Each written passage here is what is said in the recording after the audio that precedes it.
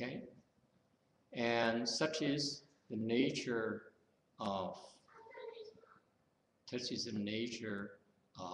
creation and destruction in the existence. Cái thế giới mình là như vậy. Okay, this is why the scientists, when they go through and observe external things, external phenomena, they cannot penetrate the principles behind it because it's just too vast, it's too profound, too much. Cho nên cái người khoa học gia người ta nhìn cái hiện tượng bên ngoài, ta không thể nào hiểu được cái giáo lý thâm sâu của cái chuyện này. Okay.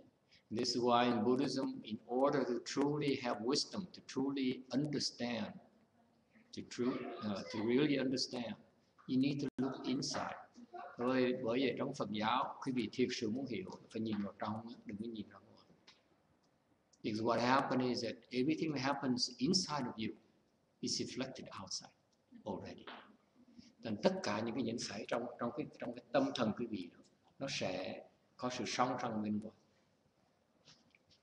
So for example, if your thoughts are of the nature of negative, okay, những cái tư tưởng quý vị nó đen tối, nó không tốt lành.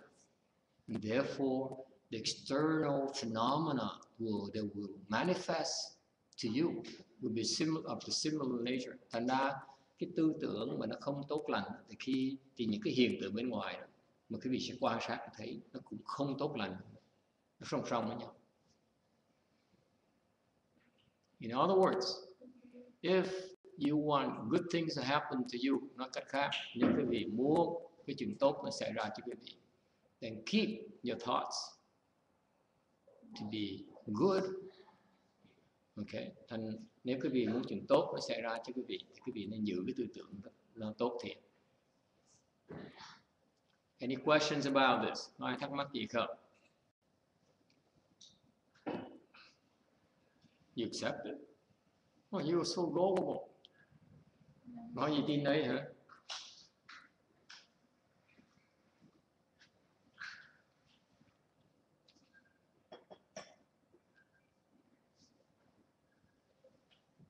And this is why the Chinese have certain system, bởi vì bên cái văn hóa về Á Châu đó có những hệ thống như là they have things like the I Ching, có những cái hệ thống như là kinh dịch or the reading of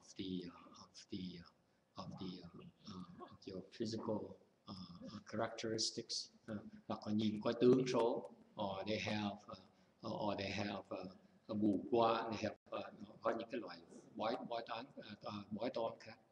Is based on observing the phenomena, và họ dựa trên những cái sự quan sát của những cái hiện tượng bên ngoài đó, to predict what's going to happen to you, để mà chiêm đoán chuyện gì sẽ xảy ra cho quý vị. Okay. All right. So these sciences, these sort of skills are based on the wisdom of the sages. And những cái thuật này dựa vào cái sự trí huệ của những thánh nhân bên người Hoa. The Chinese sages, they correlated that those external manifestations.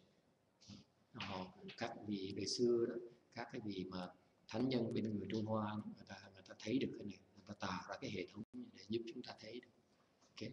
The purpose of doing those things are in order to help you understand the phenomena outside. Những cái hệ thống đó giúp quý vị hiểu những cái hiện tượng bên ngoài. What for? In order to prove to you that if you see impending physical manifestations, and if you can still change them by changing your mind. Thành ra những hiện tượng, những cái thuật đó cho quý vị thấy là nếu quý vị quan sát những cái hệ thống bên ngoài đó, hiện tượng bên ngoài đó, mà quý vị đổi lại cái tâm tư của mình, thì những cái hiện tượng nó sẽ đổi theo. What happens is that if you change your mindset, suppose you see impending danger, impending calamities, chẳng hạn như quý vị thấy cái hiện tượng nó sắp xảy ra là cái tai nạn sắp tới, Okay, then you change your mindset. Okay, your mindset turn into goodness. Mà quý vị đổi cái tâm thần mình thành lương thiện. Okay, then the external phenomena will also change. And như vậy cái tai nạn nó sẽ đổi, mình có thể tai qua nạn khỏi. Questions about that? Hey, this is as profound I'm going to get tonight, so get used to it. Nói là cái sâu xa nhất của thầy tối nay đó. If you have nothing else, no questions about it, then we move on. Nhưng mà cái thắc mắc gì mình có thể nói tiếp. Okay.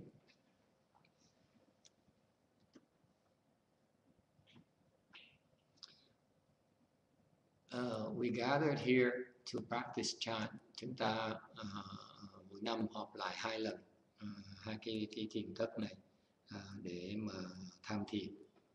And it's a real privilege to be able to do that. Và cái cơ hội mà tham thiền rất là quý báu. And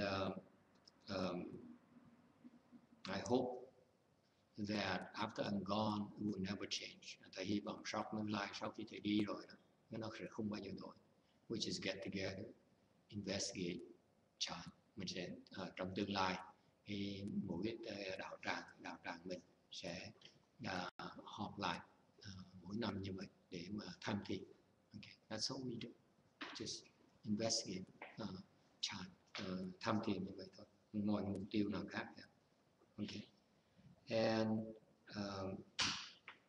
in doing so, we'll have the opportunity to share, to exchange ideas and exchange understanding.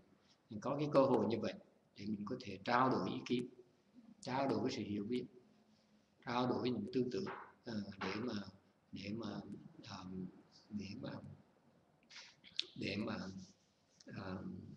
sống một đời lành mạnh hơn.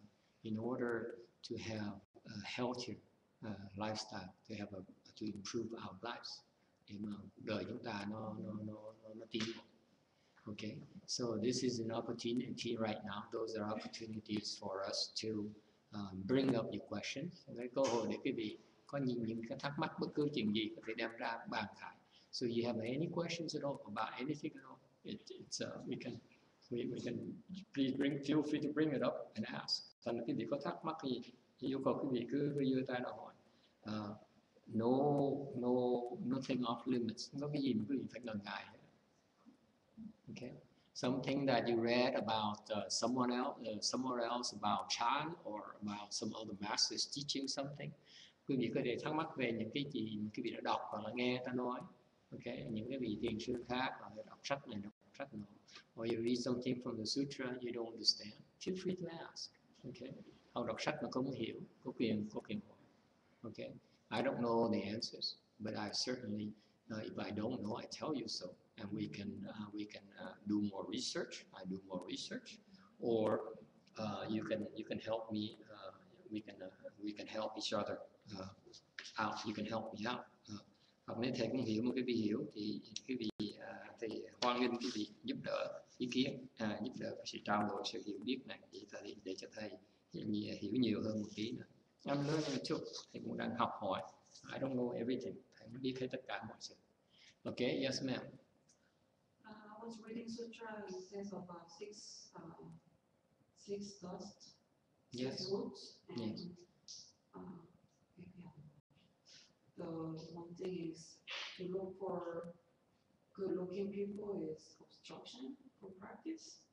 Yes. And I have a little confusion about this because good-looking people by different people have different standards. Yes. And because of the eating problem I had in the past, when I look at a person and if somebody is not necessarily good-looking but looking healthy, not too skinny or not too fat, that doesn't necessarily mean looking good, but like to me, it's perceived as a mentally possibly more healthier than somebody who's obese, for instance. So what is a good way to evaluate the problem if it's indulging to looking good looking person or just have a good ideas of who's healthy. I'm not sure what the nature of your question is. Are you looking for some criteria from me to help you locate the good-looking people, or you feel ashamed you keep on looking at good people? Cái câu hỏi thầy không hiểu này. Thầy hỏi là câu hỏi dài dòng. Thầy hỏi ý câu hỏi là cô muốn thầy cho ý kiến về sao chọn những người nào đẹp trai hoặc những người mạnh khỏe, hoặc là cô mắc cỡ vì chuyên môn thích nhìn đàn ông đẹp trai. So which one is that? Are you ashamed of your impulse to look at nice looking man, or are you looking for criteria for what's good looking? Well, like I thought that this person was looking healthy, so maybe not having major issues. That was first thing that I look at, and then for somebody else, they don't necessarily think this is good looking. Mm-hmm. But when I read the sutra, maybe I'm looking for just good appearance, or I thought that I'm just evaluating that possibly, less chance to have mental problem because it's not overweight or too skinny, taking care of, health. So when the sutra says, don't look for a good-looking person, how do we go about this? The sutra doesn't say so. The sutra doesn't say don't look for good-looking people. Which sutra says so? The one that I correct right now. Spelling check. Really? Show me that section. Please read that section. When you quote something, you have to be specific. You cannot say something like that. Don't look for good-looking people. I have a problem with that. Và câu hỏi là sách kinh nói là không được nhìn người mà trong đẹp mắt, vừa mắt. Thế nó ủa có kinh nào kỳ dữ vậy? Oh, here. Cultivators have a real hard time going these 5 passages. Number 5, sex. It's not only the act, it's also the accessories, like to wear nice clothes, like to look at handsome men or women. The sutra doesn't say so. This is about desire. It's referring to the fact that we instinctively are drawn to things that are pleasing to the eyes. It doesn't say you should. I'm not sure now. I want you to correct the English part because you might have more words in there that. Cô nói sách nào nói là ngũ dục là cái sắc là này nọ, thì cô nói là thầy nói cái phần đó là kinh đâu có nói kinh chỉ nói là cái ngũ dục là cái mình thích nhìn sắc có nghĩa là cái bản tính mình thích nhìn những cái gì mà nó đẹp mắt. Ai cũng thích nhìn cái đẹp mắt không? Anyone likes to look at ugly looking things? Raise your hands, please. I'm the only one? Oh my God. What's wrong with you? What's the matter with you, boy?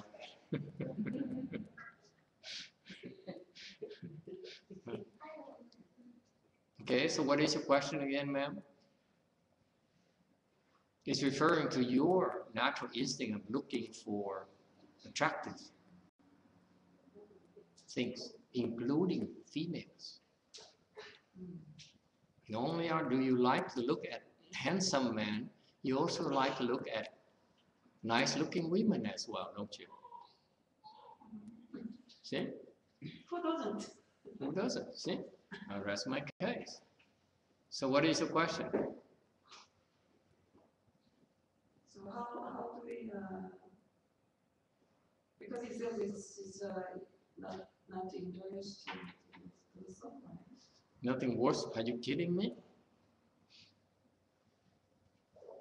You know how difficult it is to have a nice looking features?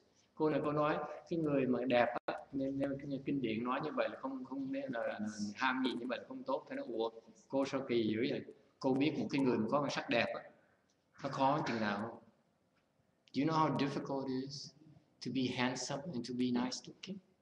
Thì tôi biết muốn có cái người mà có nét đẹp trai đẹp gái nó khó chừng nào? You know how difficult it is? It takes a lot of blessings to have these nice physical features. Có phước lắm mới có được cái đẹp như vậy.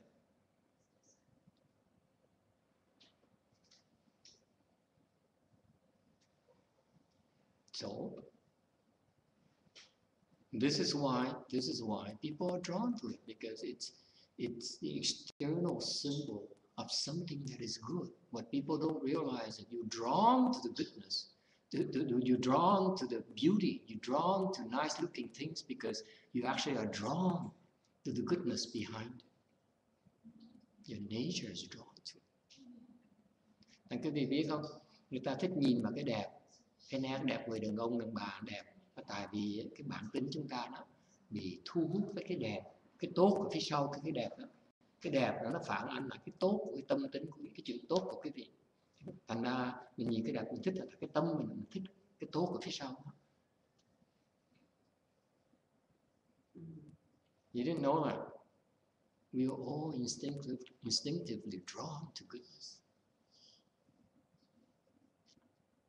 Tất cả chúng ta đều thích cái tốt của phía sau. Bản tính là như vậy. It's just that you're temporarily blinded by self-interest. Chỉ vì quý vị chỉ tạm thời bị cái tham nó làm mê muội thôi. That's what we call in Buddhism call the temporary insanity. Ở bên Phật giáo gọi là tạm thời điên. Okay. What is this nature, this temporary insanity? Cái bản tính của cái sự tạm thời điên là sao? Trạng thái điên là sao? You only know yourself. Quý vị chỉ biết một mình thôi. The whole universe. Some of you, quý vị chỉ còn có thêm một mình thôi. The entire universe, including Andromeda, including Star World, all these galaxies gravitating and crushing each other. You don't care. All you see is you. And thầy mới cho quý vị coi hai cái hành tinh nó sẽ bay, nó đụng, nó phá tan nhau, nó tiêu diệt cái thế giới của cõi ta bà này, nổi trong 2 tỷ năm nữa. Quý vị đâu cần biết đâu, quý vị coi xong quý vị còn nhớ là mình thôi. Mình chỉ còn mình thôi, cái vũ trụ này có một mình thôi. This universe, all that remains the universe is you. You, that's it. Cái tâm quý vị chỉ thấy mình thôi. You only worried, you're preoccupied with. Cái tâm quý vị chỉ biết tới you're preoccupied with your tummy. Lo cái no của mình. Okay? You sit there and you wonder, am I going to have more jackfruit this season or is it over yet? Ngồi đó ngồi cứ vọng tưởng. Không biết năm này còn có thể ăn mít được không? Hay là hết mùa mít rồi? This is not a hint. Không phải nói, thầy không phải nhắc khéo ấy nhờ. Okay, you only see about the West, modern day people are so preoccupied with their financial security. Tất cả mọi người trong cái thời văn minh này đều ưu tư về cái sự đầy đủ vật chất của mình. Okay. And you want more money. Mình chỉ muốn nhiều tiền hơn. You don't know what more money is going to do for you. You just want more money. Mình không biết. Mình chỉ muốn mình được thêm nhiều tiền hơn thôi. Okay. You want more people to like you. Thích nhiều người thích mình hơn. This is an insane condition. Đây là một cái trạng thái điên rồ. Why do I call it madness? Tại sao gọi là điên rồ? Because tại sao gọi là điên? Anyone help me out? Tại sao gọi là điên thưa quý vị? Ai giúp thầy được không? Why is it in temporary insanity, hả Janice? Tại sao gọi là điên vậy cô Janice?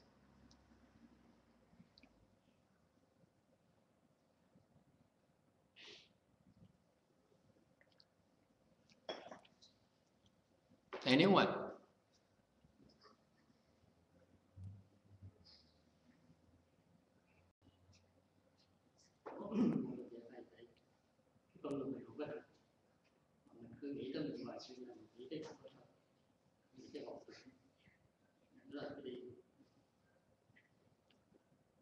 It's insane because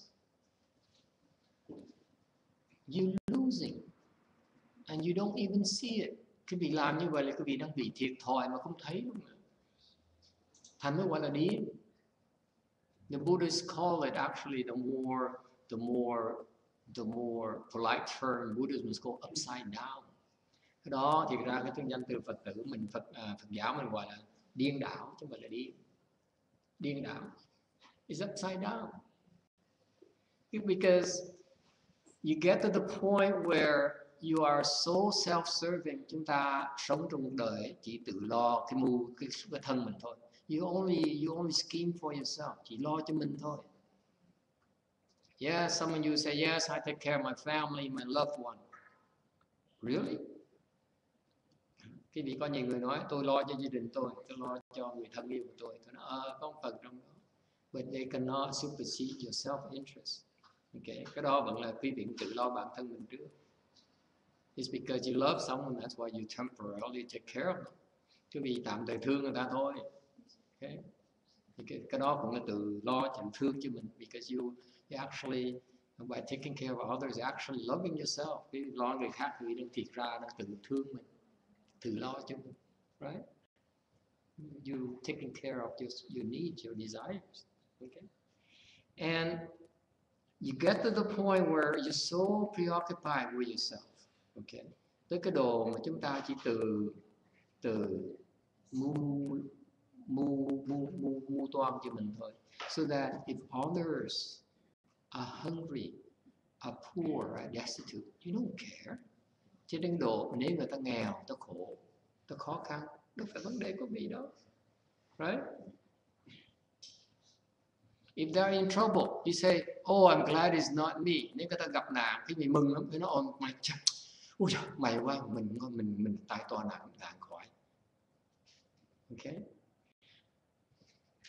And especially you go into business and you make money and at the expense of others. Mình làm việc làm ra công làm tiền, thì mình lợi làm ra tiền thì người ta bị thiệt thòi. And you don't realize that it eventually comes around at you. Mình không biết được. It's not a long-lasting situation. Không thể nào lâu dài được. Okay? Because you can only think of yourself because we are mutually interdependent. Tại vì không thể nào nhìn một mình như vậy được. Tại tất cả chúng ta đều lệ thuộc vào nhau. You gravitate around each other. Okay, lifetime after lifetime. Chúng ta đó đời kiếp trong cái luân hồi này là cứ tìm nhau mà giải quyết cái nợ nần của nhau. Every single, we keep on evolving in the wheel in order to settle the mutual debts. Chúng ta cứ luân hồi, gặp nhau luân hồi lui luân hồi tới để mà giải quyết cái nợ nần.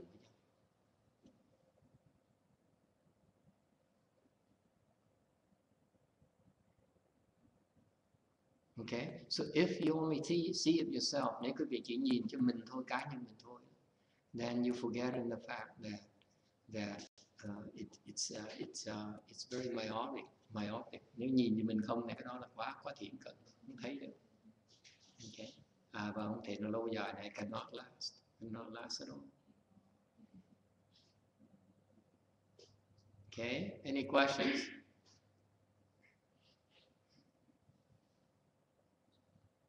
So what happens in nature, our confusion, bởi cái bản tính của cái sự mê muội chúng ta. So we are temporarily blinded or attached to externals. Thành ra cái bản tính sự mê muội của chúng ta là tạm thời chấp trước vào cái tướng, cái ngoại tướng. We drawn to pleasant and nice looking things. Chúng ta thích những cái vật mà nó đẹp. Okay? Nó được mắt, nó mát mắt.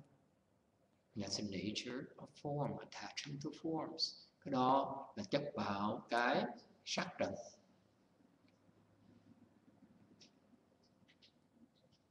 Attachment to form. Cái đó là sắc trần. In particular, Okay, in particular, all those reflect tất cả cái chấp trước về sắc trần đó. You like nice clothing, quý vị thích áo quần đẹp. You like nice cars, quý vị thích xe đẹp.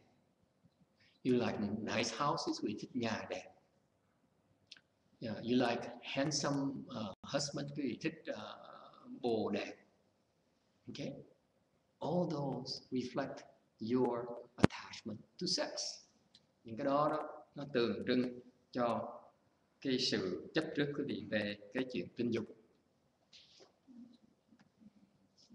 Does it ring a bell? Có ai nghe cái đó, có nhận được cái đó? Can you recognize that? Oops, I'm not supposed to raise my hand. I have a question. So, if you are attached to good looking, for instance, a presentation of clothes, that's deep down in there is attachment to the sex as well. Yes, ma'am. We usually don't know about it. We don't know about it. It's linked. It's linked there. The lowest level is sex. Is that why artists are crazy? That's why artists are oversexed. That's why artists They're oversexed. it makes a lot of sense. All artists are oversexed, unless they're handicapped. Excuse me. If I offend you in any way, you artists, I apologize. There's some exceptions, yes. It's because something is amiss. Okay. And that's a general rule of thumb. Okay. Why are people oversexed, by the way? Now we talk about it. I said we can talk about anything. It doesn't mean you have to agree with me. It doesn't mean I'm right. Thầy nói cái vị nghe, cái lúc mình tham thiền mình có quyền nói bất cả cái chuyện gì, không cần biết đúng là sai. Okay, mình chỉ trao đổi ý kiến thôi. You just exchange ideas. That's all we do. I don't profess to be right. I don't claim to be right. Thầy nói là thầy đúng. Okay.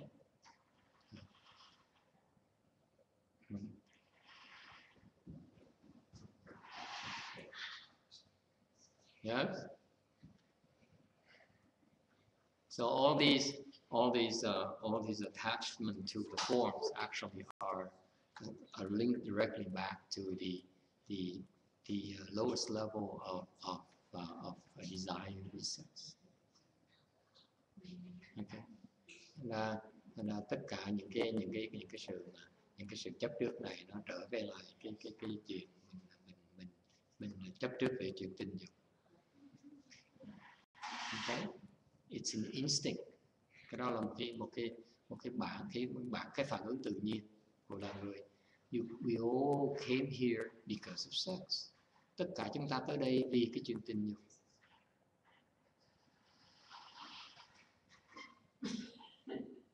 Okay. Any questions? Is that not something you talk in polite company? Có phải mình nên nói những chuyện này là sao? Okay, moving on. Since you are shy about this. Yes. Yeah.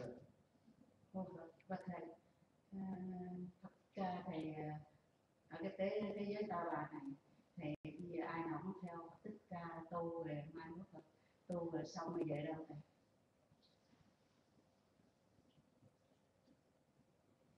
Question is, we all follow Shakyamuni Buddha's teaching to cultivate. And then in the future, where do we go?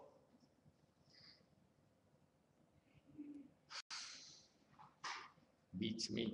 Thầy cũng không biết nữa. Cái đó phải hỏi mấy ông chiêm tinh, mấy ông bói, thầy bói mới biết được. You have to ask the fortune tellers. Cái đó không phải nghề của thầy. It's not my forte. Okay. I only able to do a few things. Thầy chỉ cái chuyên làm một vài chuyện thôi. I cannot do well everything.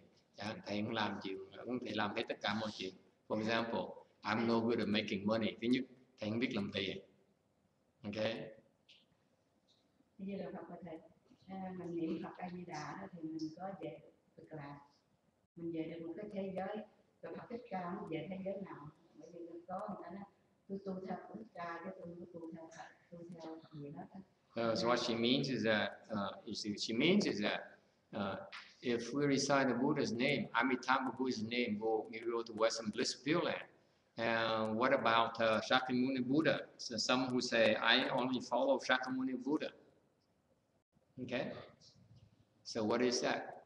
My answer is that even Shakyamuni Buddha advises us to go to the Western Bliss Pureland. Thì trả lời cho quý vị nghe. Chính Ngài Thích Ca Mâu Ni Phật đích thân nói rằng các con, quý vị nên về với Ngài A Di Đà Phật. Don't stay here with me. Đừng tới, đừng ở đây. Don't stay here. This place is not safe for you. Cái cõi ta bà này là một cái chỗ nó rất nguy hiểm cho quý vị. Không nên ở đây. You should not stay here.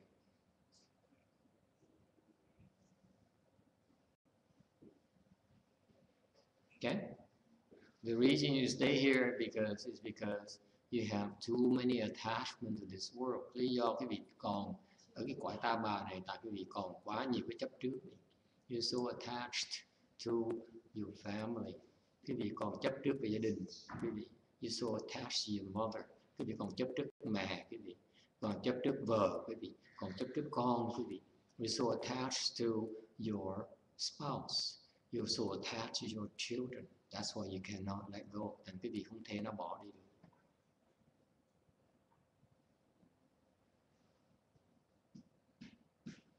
Okay?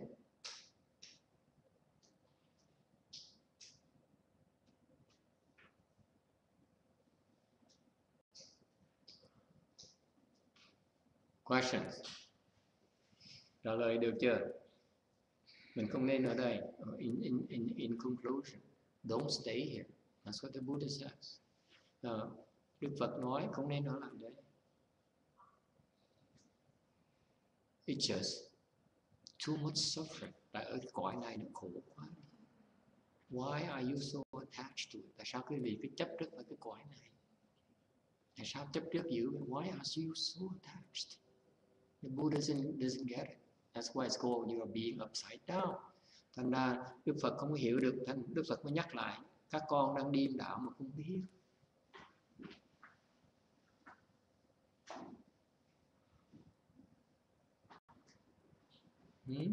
Life is so full ups and downs. Cái cuộc đời quý vị nó lên voi xuống chó nó đều đều.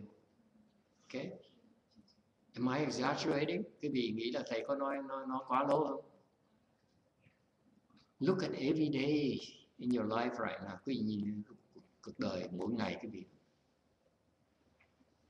During the day, you have so many ups and downs. Ngay trong một đời ngày quý vị nó có lên voi xuống chó. Liên tục, right?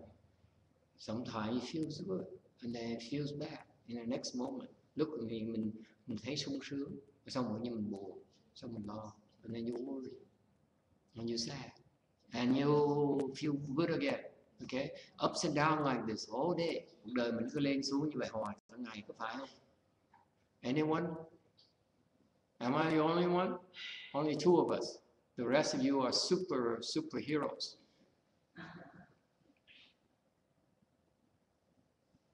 Okay, including when we meditate. Ngay lúc mình thiền cũng vậy. See, you up and down. The only difference when you meditate, khi quý vị thiền nó khác ở chỗ your up and down when you meditate is a lot less. Tức là quý vị thiền, cái sự lên voi xuống chó đó nó ít hơn thôi, nó vẫn còn đó. So you get the chance to observe the ups and downs. Some moments you feel good, you have good thoughts. Some moments you have bad thoughts. Nhiều khi cái tư tưởng nó tốt, nhiều khi tư tưởng nó xấu. Lúc sướng, lúc khó chịu. Sometimes you feel good, sometimes you feel bad. But it's less. Okay? Yes? Seems like going back to the other subject. Yes. Some people are born with higher desire, some people are born with lower desire. Yes. I can see this is the biggest obstacle to cultivate. Yes. Any good suggestion to go about this? You mean about your sexual desire? If you sit long enough, does it go down?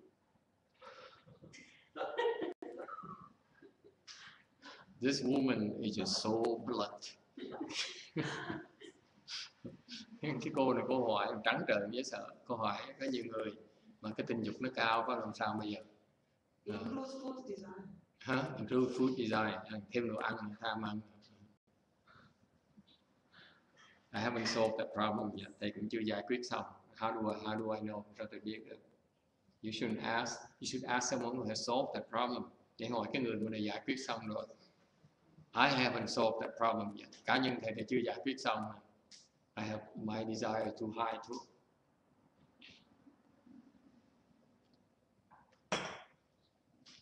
Yes? Anyone? Nancy can help us out. We go Nancy. She solved that problem already. Cái cô đã cô giải quyết xong rồi. Okay? May quá. Okay? No, you're not talking about food though. Talk about Sex? no, not sex. No sex. No attachment. No attachment. No attachment. What about when you talk about last night about the Pureland? Mm-hmm. You were talking. There's a part that you talk about 49 days, right? Yes. If somebody passed away, you do 49 days to help them to go to Pureland. Yes. Let's say if somebody's, because I get the idea that if somebody that knew that they're gonna die soon, it's good if they do 49 days ahead, they have more time. Mm-hmm. That's what I got from last night, a lecture. But I also thought that when you said that we don't have not much time, that we're all here, our goal was my goal, is that we should set to go to Pureland. That's the ultimate goal that we should, which is the best there is. Right. Can we do it with your help, or can we do it? I'm confused in that part. Yeah, because you didn't ask. That's why you have to wait until one night to ask it. You see, you don't ask question, I cannot tell you. But that's the second question. Now, the first question is about sex. Second question is about, okay? Why, so funny to you now? Now you're laughing? Hỏi là cái gì mà bản sanh, thầy nói chuyện bản sanh là câu hỏi thứ gì? Câu hỏi đầu tiên là bây giờ khi người ta tham ăn, tham tình dục, làm sao bây giờ? The original question now is that additional comment or additional question? I feel like, everybody has insecurity that is generated because of different gender. Because it's yin and imbalance, right? You're a man and a woman, she's a woman, it's because we have different amount of yin and energy, right? Go on. And you said when we meditate, we generate wholesome energy, right? So you have more wholesome energy than while you were born originally with more yin energy or yang energy, so that maybe monastics can go on without the partner.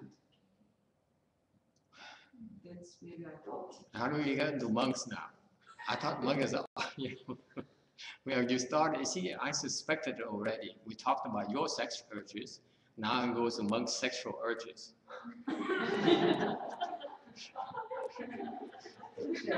Cái cô đâu có đâu hỏi chuyện tình dục của cô, bây giờ chạy có chuyện tình dục của mấy ông thầy. Okay, That's 3 questions now. We don't have enough time tonight. Tối nay không đủ thời giờ bàn gì cái chuyện này. 3 hours.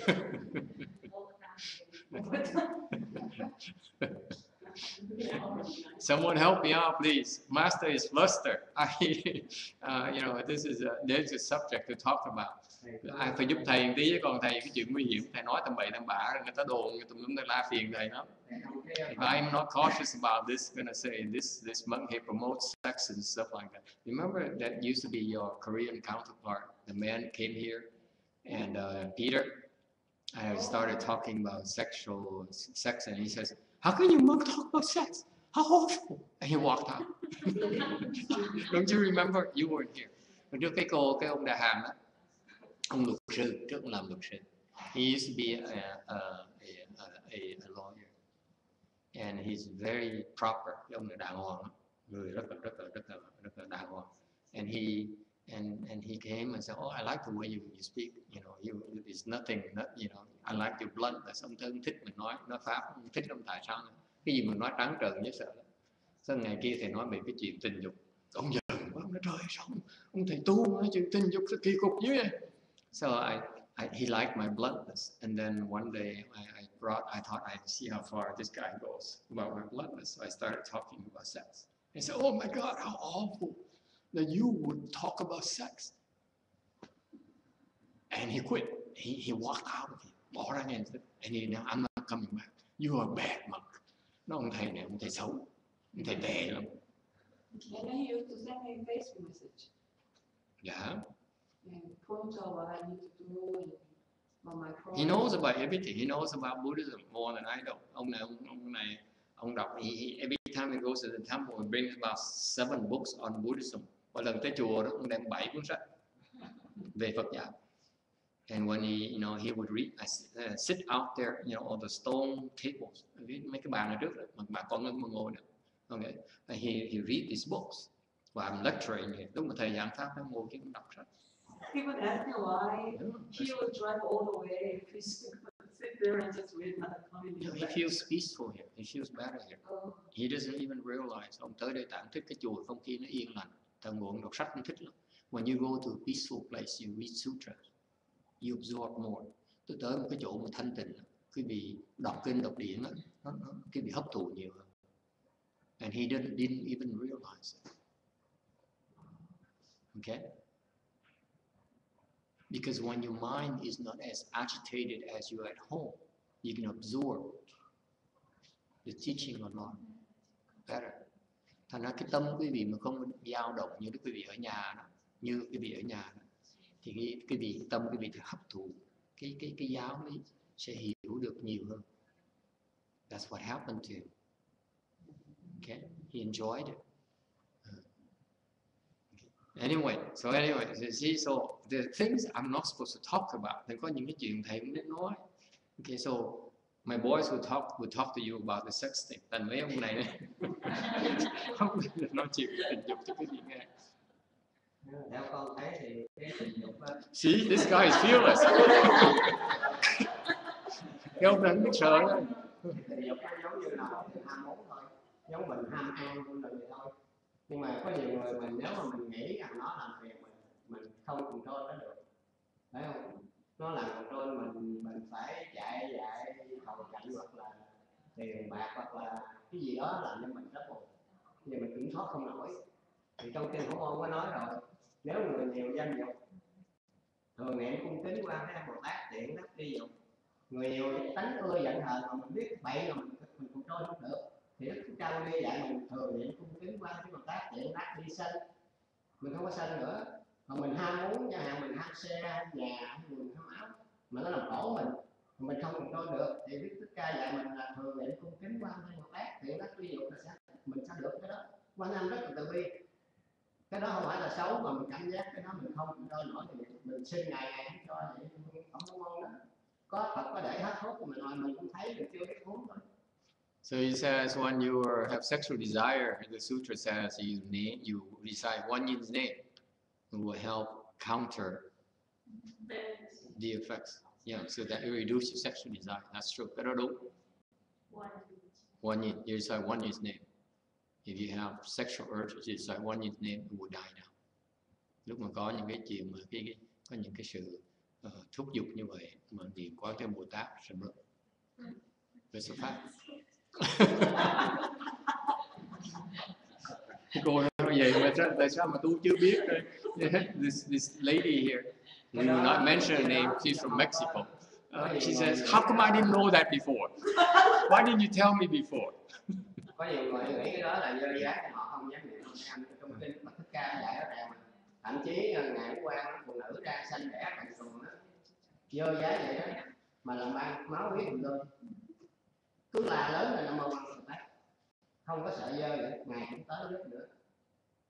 Cho nên nhiều người nghĩ là cái dâm dục là cái này cái nọ, nhiều người sợ không dám cầu ngày dứt hết cái đâu sao là tự nhiên. Mình cứ niệm thôi. So there's no need to practice self-denial. Thành cần phải giấu giếm. Yes, Nancy. When you cầu con xin Phật rằng, when you need a direction, can you say when xin Phật rằng? I was little, this all learned taught us like if you scare, you say conscious like Right. to help you Overcome your fear. Yes. yeah. You know, that's true. But I remember she said not in the true. Is it true? That's true. You recite one Yin's name, you become you fear will go away too. But in the bathroom, you can use it. In what? In the bathroom. In the bathroom? Yeah. Why not? Just don't recite it out loud. Because the non-Buddhist who walk by and say, "My God, what is one you doing in the bathroom?" Vào phòng tắm mà sợ mà thì niệm có theo Bồ Tát thì khuyên niệm mà niệm thầm thì cứ niệm ra tiếng là người mới không Phật tử đi ngang ta cười ta nói thế quan theo Bồ Tát làm gì trong phòng tắm dơ giấy dữ vậy. Yes sir. For instance, sit in the full lotus right away. And David says you can sit in full lotus. It dies down too. Ngồi cái kiết già nó sẽ bớt nữa. Yes, that's true. There's so many things. Có nhiều there's so many ways to deal with it. Anything else? Ai muốn có ý kiến gì khác không? You already tried that out already. It doesn't work for you? It's full lotus? What about one yin? Oh, you try to. Cô nói là cô thử ngồi xếp bằng mà vẫn không bớt cái chuyện. Thầy hỏi cô thử Quan Âm thì là sao? Anyone else can help her out here? Có ai có ý kiến gì khác giúp với cô Đà Hàn này không? This lady here is a little bit oversexed. Okay, she forces me to talk about it. I didn't want to bring it up. Okay, for the record. Cái này là cô bắt thầy nói nhưng mà thầy muốn nói chuyện này.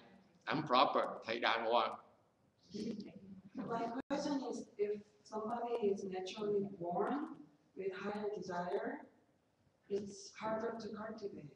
But if you cultivate enough, like, is there a chance that you can actually, like, overcome this? Yes. 100%? Khi nhiều khi có người cái bản tính ta cái tình dục ta cao, tu nó có sợ là hết không? Hết. You in many instances you are able to neutralize it completely. It takes a long time, hard work. Not necessarily. Not really. Not necessarily. Chưa chắc ta cần lâu thì giờ đâu. Cô còn ngừng coi ý kiến này. Well, Yin has some personal experience to share with us.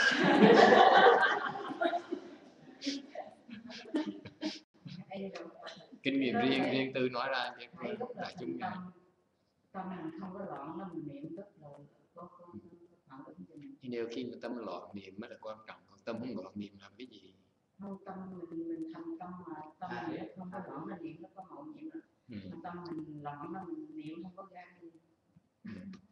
Okay, so you should concentrate and you should be single-minded and you should be sincere. Then you have a response quickly. That's correct. That's true. Anyone else? I có ý kiến gì khác không?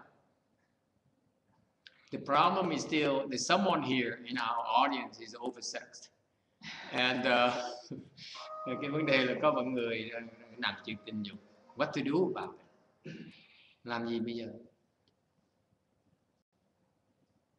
Anyone? You never had this problem before. Không ai có vấn đề này hết phải không? Bên cái giáo lý Nam Tông cái tiểu thừa đó, thì Phật dạy mình quán bất tịnh, quán cái thân nam thân nữ thân của mình, thì nó biết thân tiểu rồi nó bất tịnh, mình quán thường xuyên như vậy thì tự nhiên sẽ bớt không có thành nữa, nhưng mà nó lâu lắm. Còn mình quán cái đại thừa của mình nói anh là bát cháy rồi rất là nhanh, nhưng mà phải thành tâm. Như cô Quảng Ngân nói, thành tâm giống như mình sợ hãi, mình thấy cái này nó là phiền mình quá gì mình sợ hãi. Nam mô là gì? Nam mô là chỉ là cứu con thôi chứ có gì đâu. Help me. Nam mô mình help me, bless me. Okay. Nên mình thành tâm mình kêu giống như đứa con, nó kêu má ơi má giúp con, má ơi má giúp con. Cô đâu có nằm đọc sách lại để sách xuống chạy ra coi nó kêu cái gì chứ, đúng không? Thì quan anh cũng vậy thôi. He's saying something very interesting. He says, what Wu Yin, the Chinese lady who shared her personal experience here, that sincerity is the key. Cái thành tâm rất là quan trọng. That's true. it's not about heart. It's about if you're able to become sincere in asking for help from one yin, you get a response right away. Thì nếu quý vị thực sự có thể thành tâm được ngay lúc đó thì sẽ hết ngay lập tức. It disappears right away, instantaneously. It goes like from the sexual desire urge is right here, it dies down just like this. And then And what? come back. That come back. Rồi xong cô đừng nói, this is from your personal experience, ma'am? No, I just with that pain. Just like pain. Cô nói giống như cái chân nó đau vậy, nó sẽ trở lại. Cái đó là đúng rồi, tại vì không phải là nó hết trong giây phút đó thôi, nhưng mà mình phải là lâu, tại mình quân tập cái đó nó nhiều đời, nhiều kiếp, nhiều ngày, nhiều tháng rồi, không thể một niệm mình tiếp liền được. Nhưng bây giờ mình cái tay mình dính dầu đi, nó sẽ bong cái tay nó sạch liền đâu, chà lấy nước nóng thì nước tro và chùi nó mới sạch chứ. Thì bây giờ mình đã quân tập cái danh dục nó nhiều đời, nhiều kiếp rồi, tại sao người ta không giống mình nhiều như vậy? Mình thấy mình về mình phải ráng thôi, ráng mình cố gắng mình thật thà, mình cố gắng mình sinh mình cầu thì này nhất thôi. Okay, so it takes time, so it does come back. And it hurts his personal experience. Okay, can we be done here? Because I have 2 more minutes and the hour is up. Còn có 2 phút là hết 1 tiếng đồng hồ. Yeah. And we have to come. We can and give me a chance to research on this topic and come back and discuss it later. Thành thầy thì có nhiều thì giờ thì nghiên cứu hơn thì. Okay. Anyone else? Ai có ý kiến gì khác không? Anyone else would like to share the personal experience? Có ai có kinh nghiệm cá nhân muốn chia sẻ không? When I'm a quý mà when if you sincerely and honestly and sincerely you get a lot of miracles. When I was in the jungle. Yeah. This is one yin man. Cái ông thầy là tin Phật. Okay, we have another Swiss gentleman. Có một cái ông thầy từ Thụy Điển tới nói, Thụy Sĩ tới nói, yes, young man, what do you have to offer? I was just going to ask, or maybe it might help to clarify, what is your goal with respect to the sexual desire? Most lay people, I don't think they want to eliminate their sexual desire. Like, What is the goal? What is the goal for sexual desire? I think satisfaction is some kind of song says so. The main thing here we say that we not eliminate, completely eliminate that, but we eliminate because you get hooked at it makes you trouble.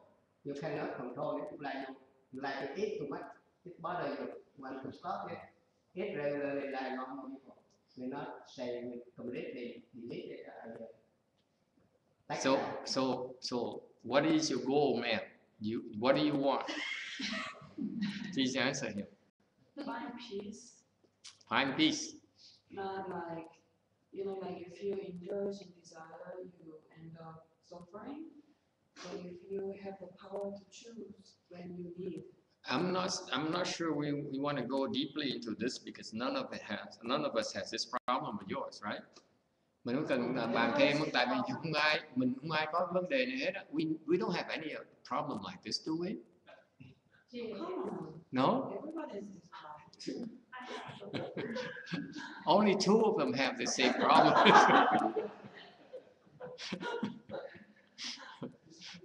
Okay, sir. So what do you do?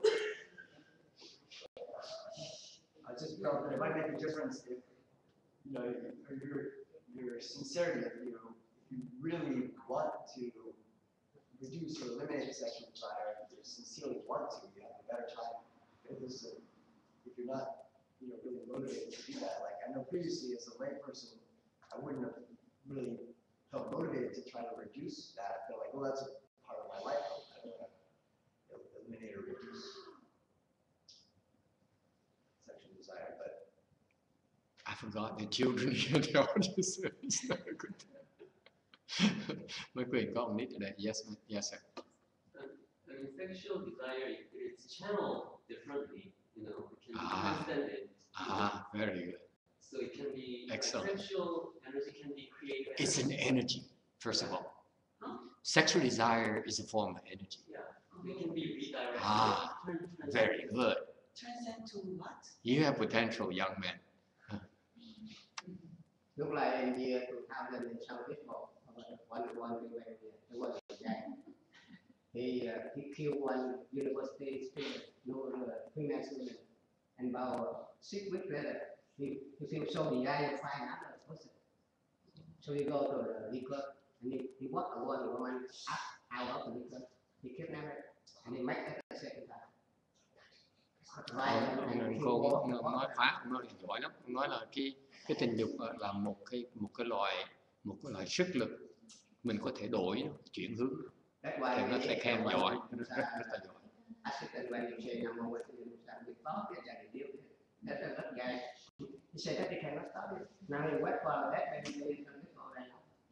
Okay, anyone else? Yes, ma'am. I think it's not sexual desire, especially in general desire. A lot of desire in our life is really toxic desire, and we should avoid it. And and basically, I'm thinking a lot of people is probably in their life there's not much to do, and so they have time to have those desires. I saw how I resent that. they have more important thing to do. If you think we monks have nothing to do, I get real offended. But I'm kidding. You're right. But a lot of desire, and in your life, you can have. We meditate all day, but doesn't mean we don't do anything. Yeah. I'm kidding. You should have a motivation to do something. You know your goals, what it's for, and a lot of desires is actually temporary.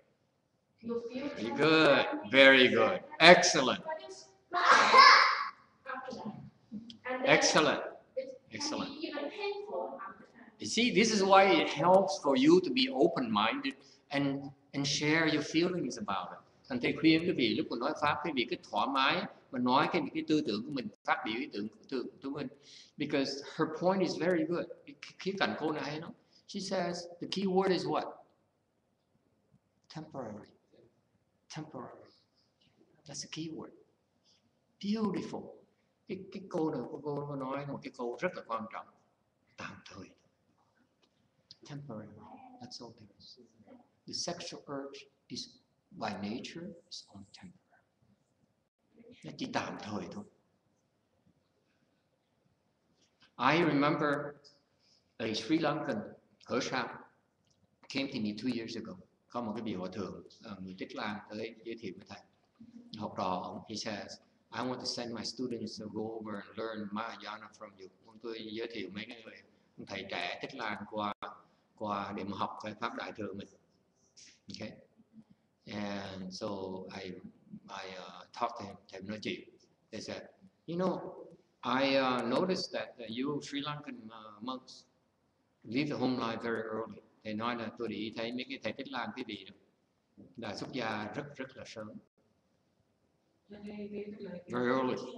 Yeah, the Vietnamese too. Mấy người Việt Nam cũng vậy lắm nữa. Xuất gia rất là sớm. They leave when they are in the teens, even like 8 or 9 years old. Nhiều khi xuất gia 8-9 tuổi đã xuất gia. Okay? And I told him, I said, you know, I left the home life pretty late, so I knew about sex and all those things. Okay?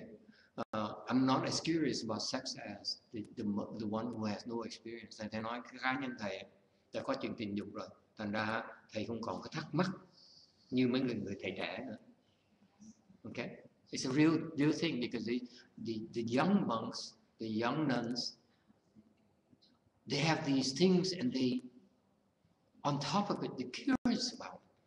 Cái chuyện tình dục nó khơi lên, cái tư tưởng nó khơi lên. Và còn có sự tò mò trong nó. Okay, so I asked, oh yeah, you're curious about it. They don't know what it is. Okay, so I asked him, how do you deal with that? Thế mới hỏi hòa thượng, bạch hòa thượng, thì bên hệ thống của ngài, của quý ngài làm sao để đối phó với nó? You know what he said? Biết ông nói sao? He says, well, we all have it. Ông nói là ai cũng có chuyện đó. and you find a way to survive. Nó không phải tìm cách mà kháng cự. He didn't tell me what to do. Ông nói thì ông nói chuyện về cái thầy về cái chuyện họ kiềm chế một cách nào.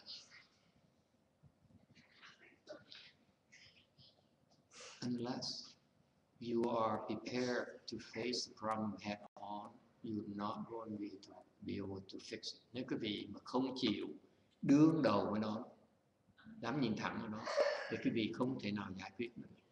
You keep on sweeping it under the rug. Nếu quý vị cứ giấu giếm hoài, quý vị cứ giấu nhẹm, cứ né nó hoài, thì quý vị không bao giờ giải quyết nó được. It's still latent, it's still there, nó vẫn còn ở đó. Okay? It goes with you wherever you are. Nó sẽ tiếp tục đi. Okay? I have some young people here. Có mấy ông thầy trẻ này. Some young people.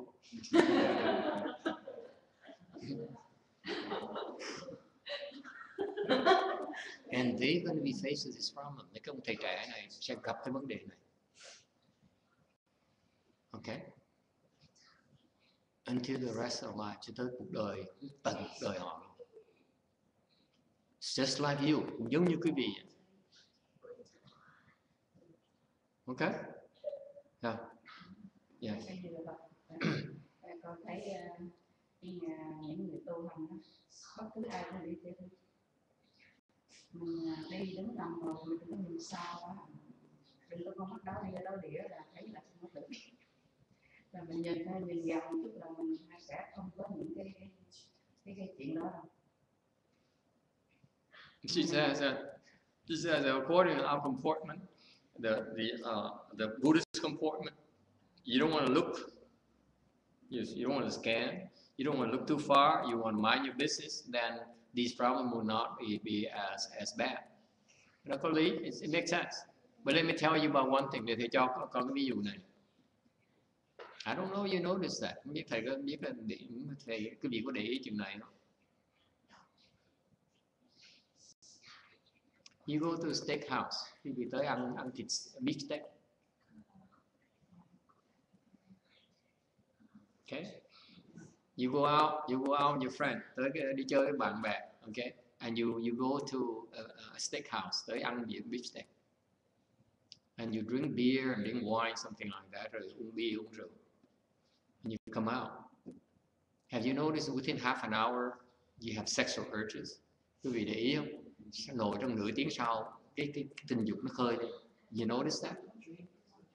Anyone notice that? Có ai để ý chuyện này không? People don't drink. I don't drink. People don't drink it. Where You have sleep either.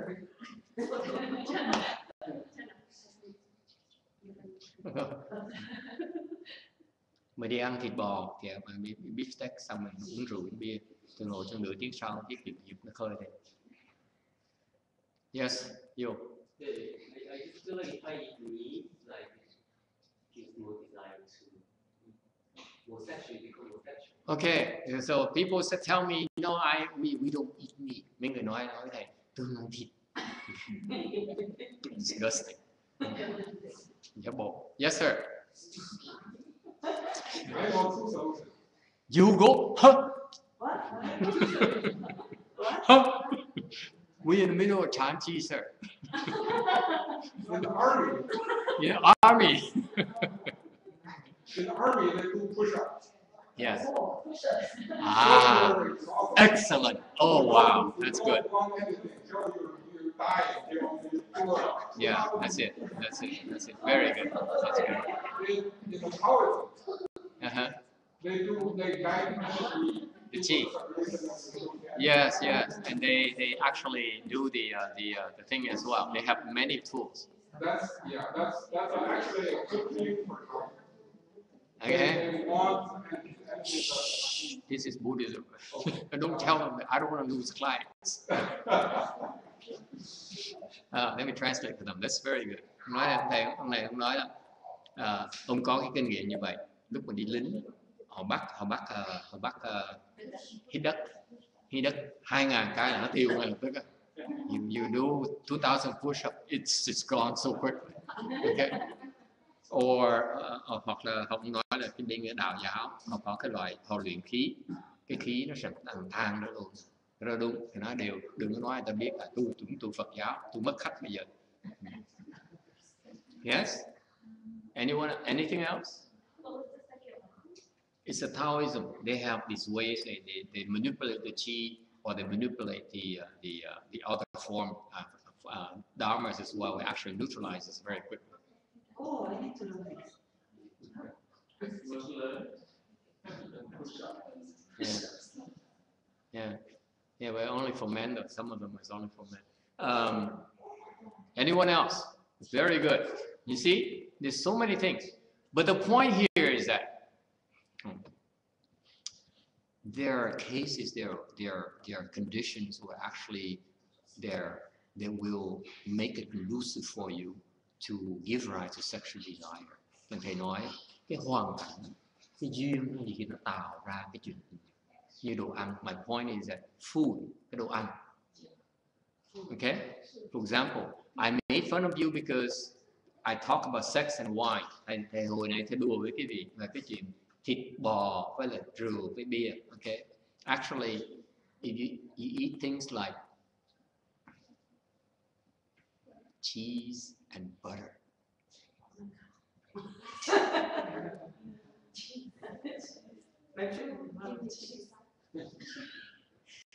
or kimchi.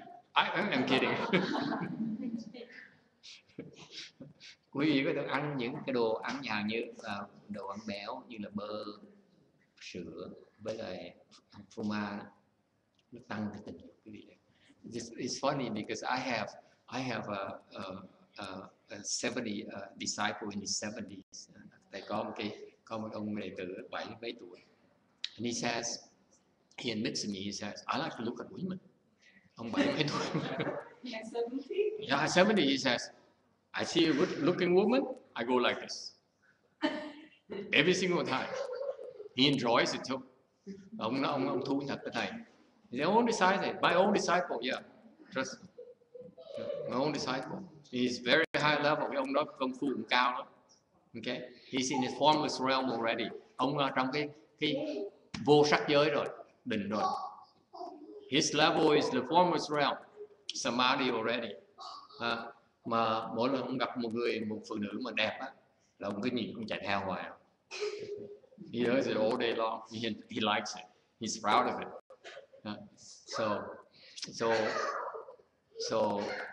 So when I told him to become vegetarian, he agreed to become vegetarian. Khi thầy dạy ông trở ăn chay, ông đồng ý ăn chay. And he asked me just one question here. Do I have to give up my favorite food? Nào ông lúc ăn chay, ông có cần bỏ một cái đồ ăn ông thích cái đồ ăn gì? Thì hỏi đồ ăn gì vậy? Nói là tôi thích ăn cheese. He says, I love to eat cheese. I cannot live without cheese every day. Okay, and he doesn't know why he looks at these women all the time. Tháng ngày ông ăn cheese không, thích ăn cheese. Ông không hiểu tại sao mà thấy một con gái ông mắt ông chạy liên chạy áo. The food you eat, the cheese, excites you, excites your desire. Cái đồ ăn như cheese, bơ sữa, nó kích thích cái chuyện đó. You get my point? Your diet affects it. This is a fact of life. Cái này cái chuyện thực tế trong một đời quý vị. You pay attention. I tell you now, so you go back home tomorrow night, today, tomorrow, and you pay attention. You see, just eat more cheese, more beef steaks, and more wine, and you see, there's a spike right away. And quý vị về thử cho ngoài. Milk too, right? Milk, yes, dairy products in particular. Dairy products like yogurt as well. This is why, for example, precisely.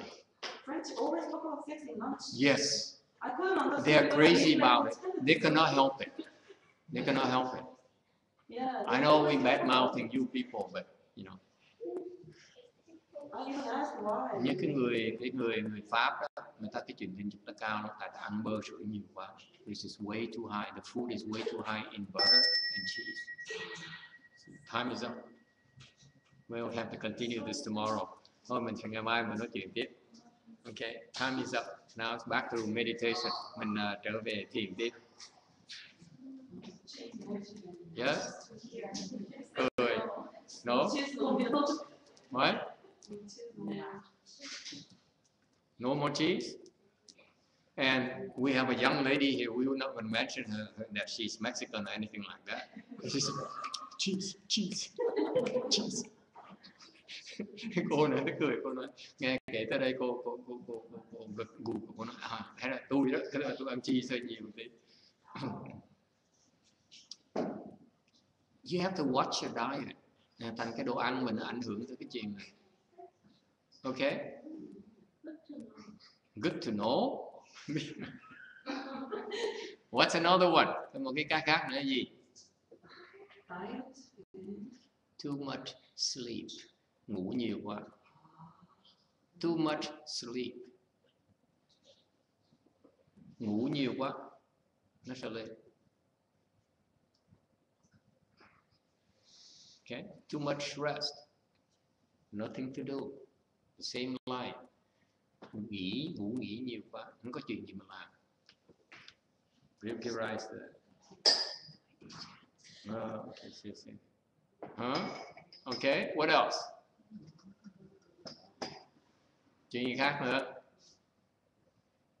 This is not meant to be a comprehensive list of, exhaustive list of things, but I just give you some suggestions. Cái này phải là tất cả, nêu ra tất cả chứ quý vị biết.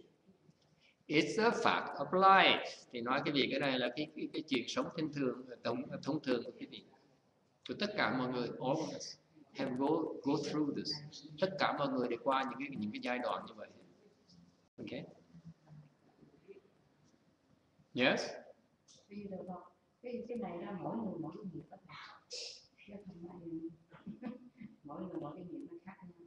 And Godin says, if each person is different, so she doesn't have this problem. Thì cô còn có cái vấn đề này. You're very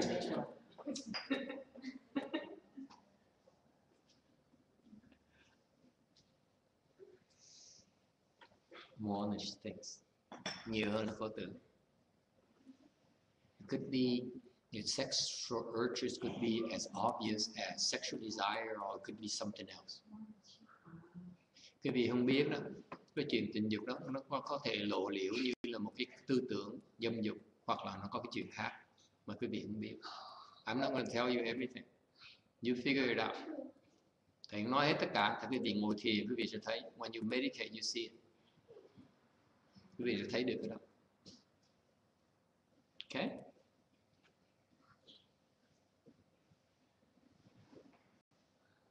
All right. Anything else? Yes. Is there a ghost behind it? A what? A ghost behind it? Sometimes. Nhiều khi có ông quỷ không? Nhiều khi có. Have they come after you in your dream? In your sleep? That too. Yes. Nhiều khi nó đuổi mình, nó vào trong cơn mộng mình, cũng có. Yes. They come and cause problems for you during your sleep. Nhiều khi đang ngủ nó vào nó phá mình. You have that experience too? Cô nói thật lại, cô có vấn đề như vậy luôn hả? Cô gật đầu.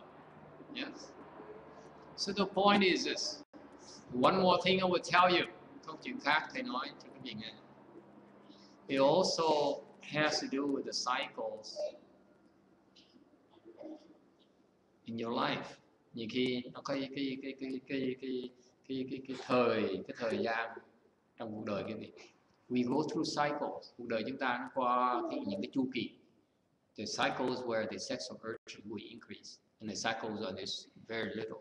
Có những lúc cái chuyện tình dục nó khơi nhiều hơn, nhiều khi có nhiều chu kỳ nó ít, nó xuống lại, nó vơi xuống lại. It's all natural. It's all part of existence. Cái đây là cái chuyện thông thường của cuộc sống.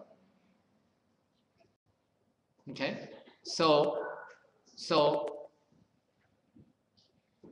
if you are aware of that, nếu quý vị biết những cái chuyện này, then you're able to make the proper choices. Nếu quý vị biết cái chuyện này thì quý vị biết sự lựa chọn đúng. Okay? That's all. If you have these urges and then you see the urges, you have two choices. You indulge or you stop yourself. That's all. Cái chuyện mà nếu cái chuyện nó xảy ra thì quý vị có sự lựa chọn, hoặc là mình chạy theo nó, hoặc mình ngừng lại.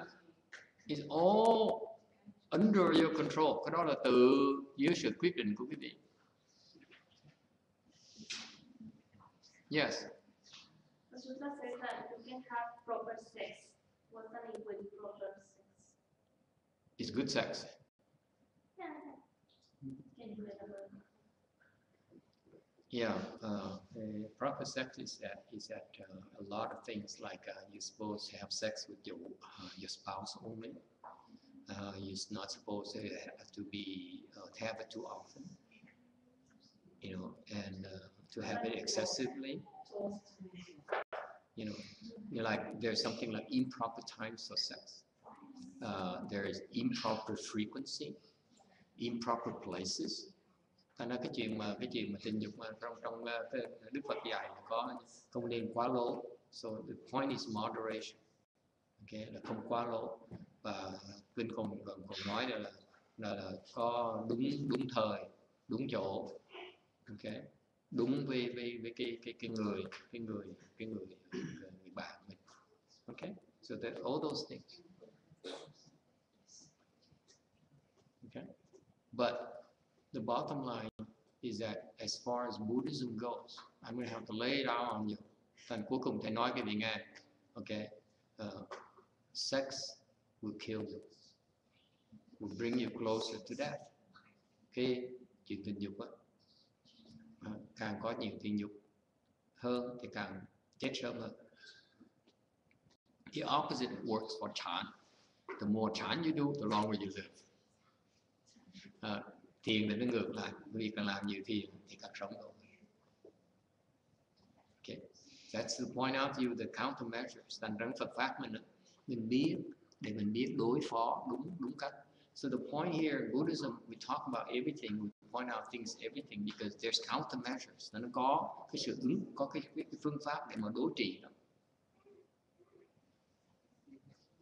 All right.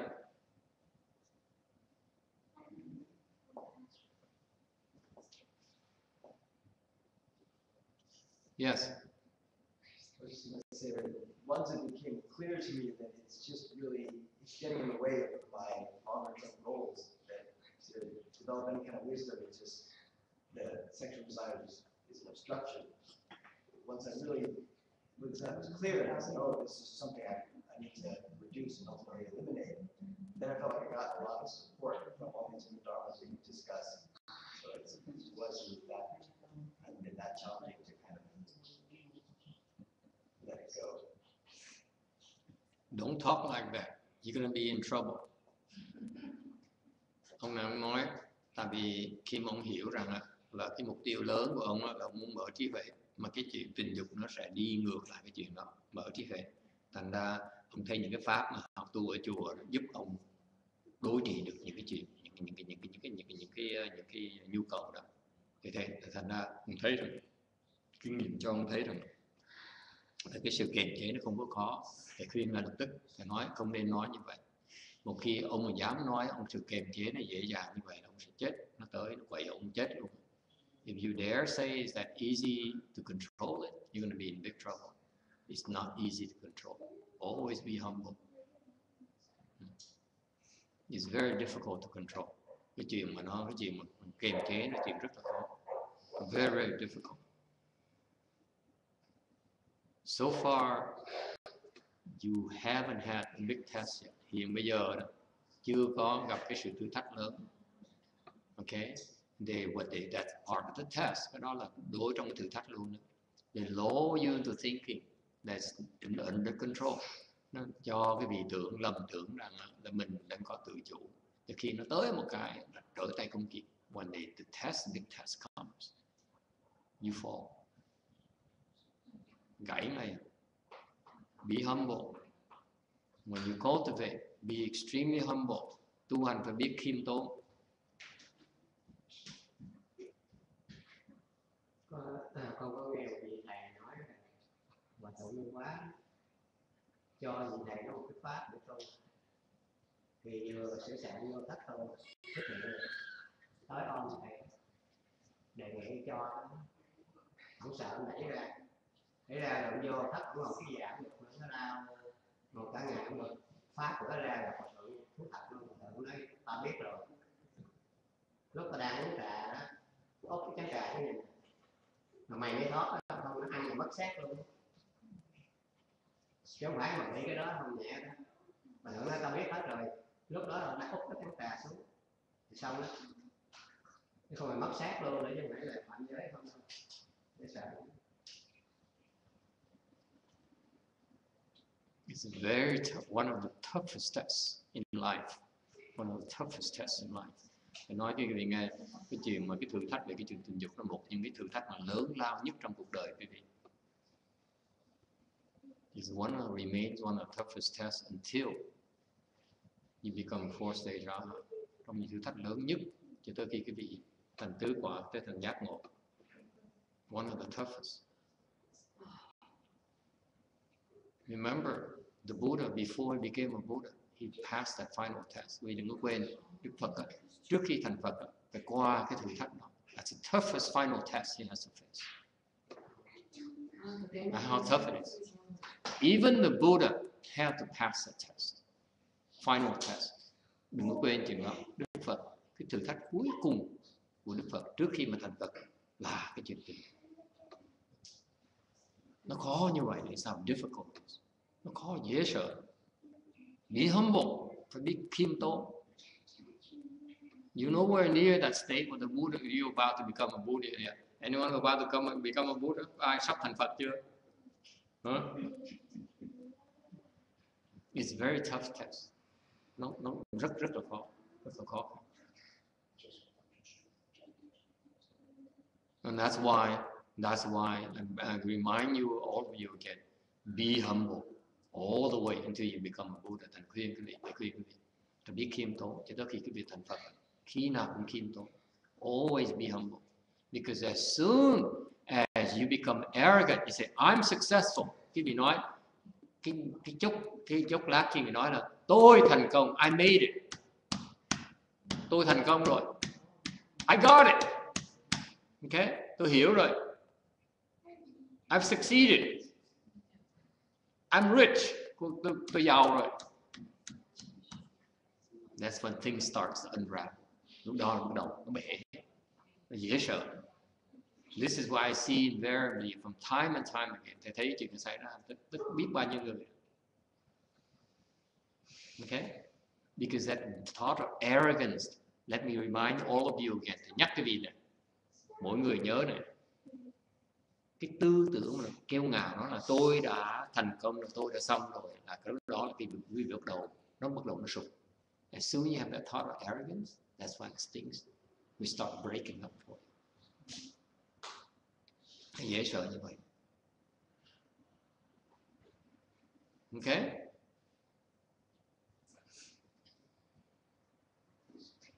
Questions? Yes. Since I started doing the Atlas, like I start to especially in my meditation, I start to feel like blockages in my body. So something is blocked, and I'm trying to breathe into it, but it's like another form of pain. It doesn't hurt, but it's there's something stuck, that kind of feeling. So how do I deal with that kind of issue? Keep at it, it will clear up. Keep at it, it will clear up. Keep breathing through it, or just keep meditating? Just meditating. Don't worry about it. Because I can definitely sense there's an imbalance. So, it's not the only place where there's imbalance. Plenty of places in your body is imbalance. There's no need to worry about it. Keep at it.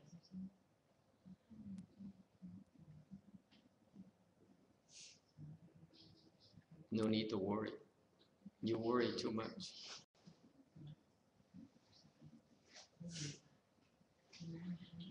Hôm nay ông hỏi ngồi thiền mà ông bị nghẹt. Đấy cái khi bắt đầu từ ngồi bán già tới kiết già, cái ông thấy cái lưng nó bị nghẹt. cái lưng bắt đầu nó bị đau, bị nghẹt, không phải đau mà nó bị nghẹt, nó cứng rồi đó. Thầy nói cái đó là mừng làm gì? Thầy nói tiếp tục ngồi đi. Rồi vậy thì thầy cần làm gì nữa? Thầy nói ông đừng có lo, kệ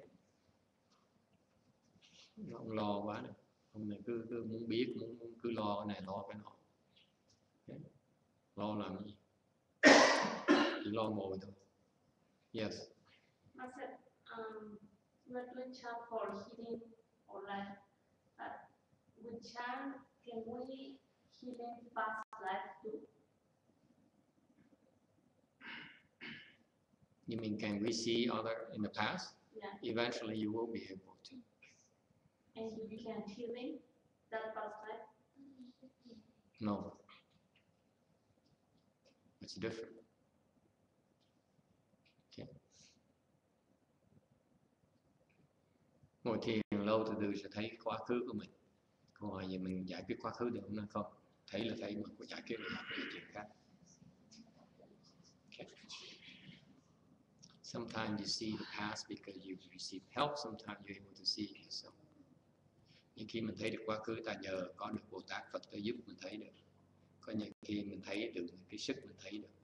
It varies. There's no fix, nothing fixed. So don't worry about it. Đừng có lo. Okay. When you meditate, khi quý vị thiền, okay, you go through the process of meditation. Chỉ thiền thôi. And whatever happens, happens. You don't worry about it. Chuyện xảy ra mình chỉ ngồi mình coi thôi. Mình đừng có lo. Don't worry. Don't ask for it. Đừng có đòi thấy. Okay.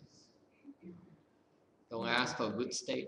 Đừng có đòi cảnh giới tốt. Don't reject bad state. Đừng có sợ khi cái chuyện thấy nó xấu nó xảy ra. Cái cảm giác xấu nó xảy ra. Okay. Just do it. Okay. Bear everything. Nhận tất cả mọi chuyện nó xảy ra. Yes. Any other question? Ai thắc mắc gì khác không? Yes. I don't know the English word. The Chinese word "ye zhang," and Ye is zhang. the pain is associated with the ye. That's right. The more pain means in the. It's the ye zhang is the karmic retribution. The translation of karmic retribution, meaning that when you sit and you have pain, that's from usually your killing karmas in the past lives. Thường khi mà quý vị ngồi thiền, tu luyện mà bắt đầu thấy nó đau đớn, cái đau chân, đau cổ, đau vai này nọ, là cái đó thường là từ cái nghiệp sát của mình trong quá khứ, là cái nghiệp báo. In the past, you created killing karmas. Trong quá khứ mình đã sát sanh, and you inflicted pain upon all the living beings. Quý vị đã tạo cái nghiệp sát cho người khác, cho chúng sanh khác, and ra sự đau đớn cho chúng sanh khác. Now when you go to they come back and they get back at you through those pain. And bây giờ quý vị ngồi thiền, thì người cơ thể nó đau đớn. Tại vì đó nó trả những cái nghiệp cũ đó. So what happens is you endure those pain. Okay? When you cross your legs, when you meditate, you're paying off those debts. Cái vị chỉ nhận cái đau đó, quý vị đang trả lại những cái nghiệp báo đó. So what happens is that if you sit through those discomforts and this pain, and until it goes away, then you paid off those debts, those karmic retributions. Quý vị ngồi cho tới khi nó hết đau, hết khó chịu, thì có nghĩa là cái nghiệp báo đã trả xong rồi. You paid it off already. Okay? Mình trả ra xong. Yes. If you sit short, that the pain didn't go away yet, and you're just in pain, and you're bubbling and do it again, it didn't pay yet? No, it's not paid up yet. Oh no. It means you still have to pay. Nếu mà ngồi mà chưa hết đau thì mình phải còn tiếp tục trả. No, you have to pay it off. Mình phải trả. Okay? No two ways about it. Trước sau phải trả. We have to pay it off one way or the other. Yes. Any other questions? Anh thắc mắc gì khác không?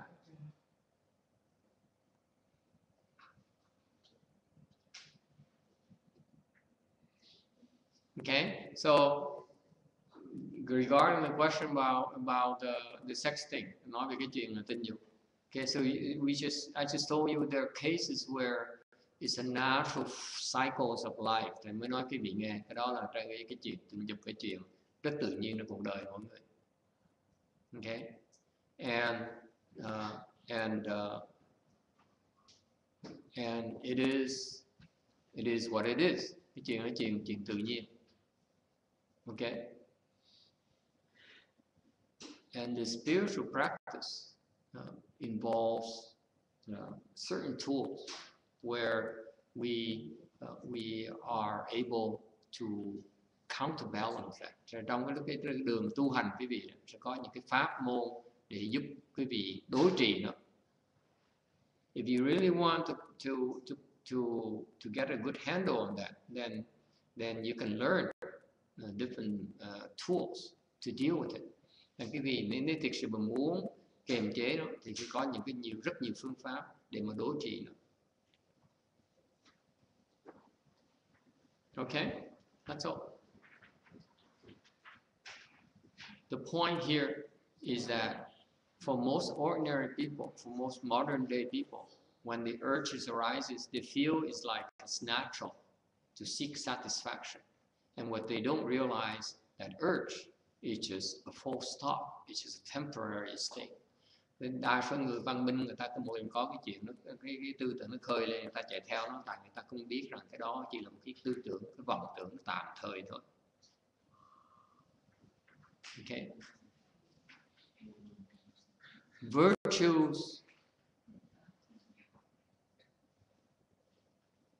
Your virtuous conduct, okay, is based on your commitment to resisting.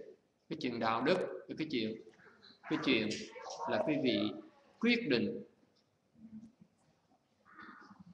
đối trị. There's no virtues in denying it. Cái chuyện mà đạo đức, nếu quý vị nói là cái chuyện không có chuyện đó, cái chuyện đó không nên nói, cái đó không có gì đạo đức ở trong hết.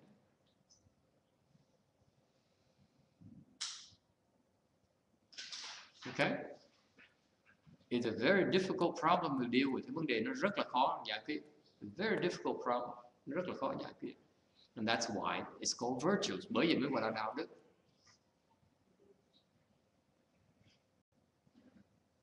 It's so difficult, and yet it's very beneficial to rise to the challenge.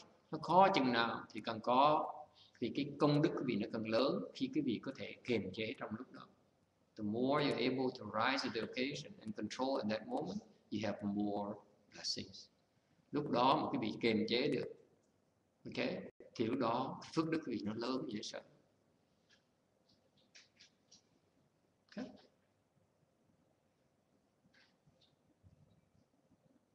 Questions? Ai thắc mắc gì không? And that's your incentives right there. Cái đó là cái lợi cho quý vị ngay đó.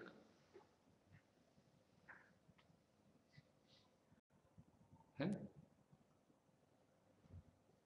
There's virtues, there's blessings in choosing to do something beneficial and very hard to do.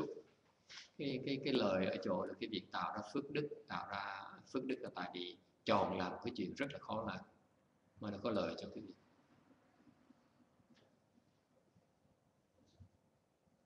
Questions or comments?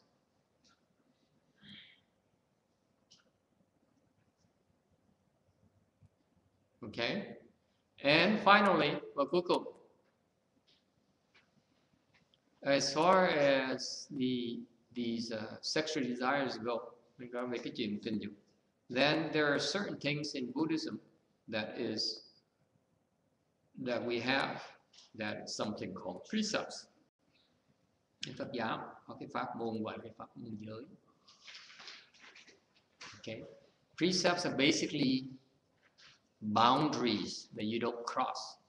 Cái giới là cái gì? Giới là những cái ranh giới mà quý vị không có đi, không có xâm phạm.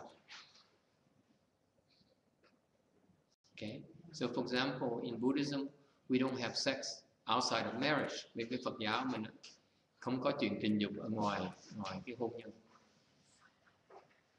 Because when you do that, it's not good for you. Tại nếu như quý vị có chuyện tình dục ngoài cái hôn nhân, cái đó không phải là cái chuyện tốt cho quý vị. It's a very bad thing for you. It's to your disadvantage to do that. Quý vị có chuyện tình dục ngoài hôn nhân là chuyện rất là xấu cho quý vị. That's all. I'm telling you that in order for you to observe it. Thầy nói cái đó để quý vị tự quan sát lại. Just the same as eating cheese, giống như ăn cheese vậy. Okay, you see a correlation, có một sự liên hệ với nhau.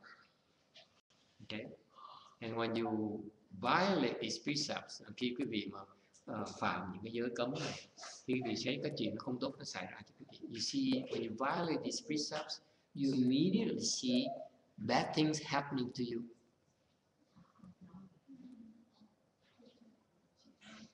Khi mà quý vị phạm những cái giới cấm này, tự động cái chuyện xấu nó không tốt nó xảy ra cho quý vị. Immediately, ngay lập tức. This is the Buddha's wisdom. Do quý vị thấy cái trí huệ của Phật nó tuyệt vời. This is why the Buddha's wisdom is so wonderful. He says, you don't want to do that, but since you don't believe me, okay, you decide not to listen to me, then you see the consequences. Cái pháp giáo lý Phật giáo nó tuyệt vời. Quý vị không tin lời Phật mà làm đi ngược lại lời Phật dạy sẽ thấy cái kết quả nó không tốt xảy ra cho mình. And by the way, for those of you who are Taoists or enamored, Taoist Dharma, còn những cái người mà thích về cái pháp Phật Đạo giáo đó. Personally, đối với cá nhân thầy, I feel that the Buddhist dharmas are far superior. Cá nhân thầy thấy cái pháp bên Phật giáo mình nó hiệu nghiệm hơn nhiều lắm. Far more effective. Hiệu nghiệm hơn nhiều lắm. Okay. Much more effective. The way, why do I say that? Tại sao thầy nói như vậy? Why? Anyone? I say a lot of things. You can always challenge it. Don't be afraid. Đừng có sợ. Thầy nói không có nghĩa cái việc phải tin ngay lập tức. I just remember who challenges me. That's all. I don't say anything. Những người mà ra mà thức thách thầy thì sẽ nhớ tên họ hết. The question is why Buddhism is more superior. Is more effective than Taoism. Why do you have to accept it? I could be biased. Just because I'm a monk doesn't mean you have to believe everything I say. It makes sense. Why does it make sense to you, ma'am? Because how is his goal is to live long time or cure people? Thầy nói là tại sao một cái miệng thầy nói như vậy, tại sao quý vị có thể tin là tức quý vị có quyền hỏi. Ok, nếu thầy nói Phật giáo mà nó hiệu nghiệm hơn đạo giáo thì phải có lý do gì thầy mới nói chứ. Nói khơi đâu có được, đúng không? Nó khơi vậy, con người mình thấy là con người mình chỉ là ba hoa chích chòe thôi. If I say that without any good supporting evidence, then I'm only boasting, only bragging, only making false claims. That's improper. Okay? Yes. Well, when I went to Korea in February, there was a special exhibition of Taoism. And then they actually have a definition of Taoism. They talk about their goal is to live forever or a long time and kill people around. Whereas Buddhism sets the goal of enlightenment, which is beyond that.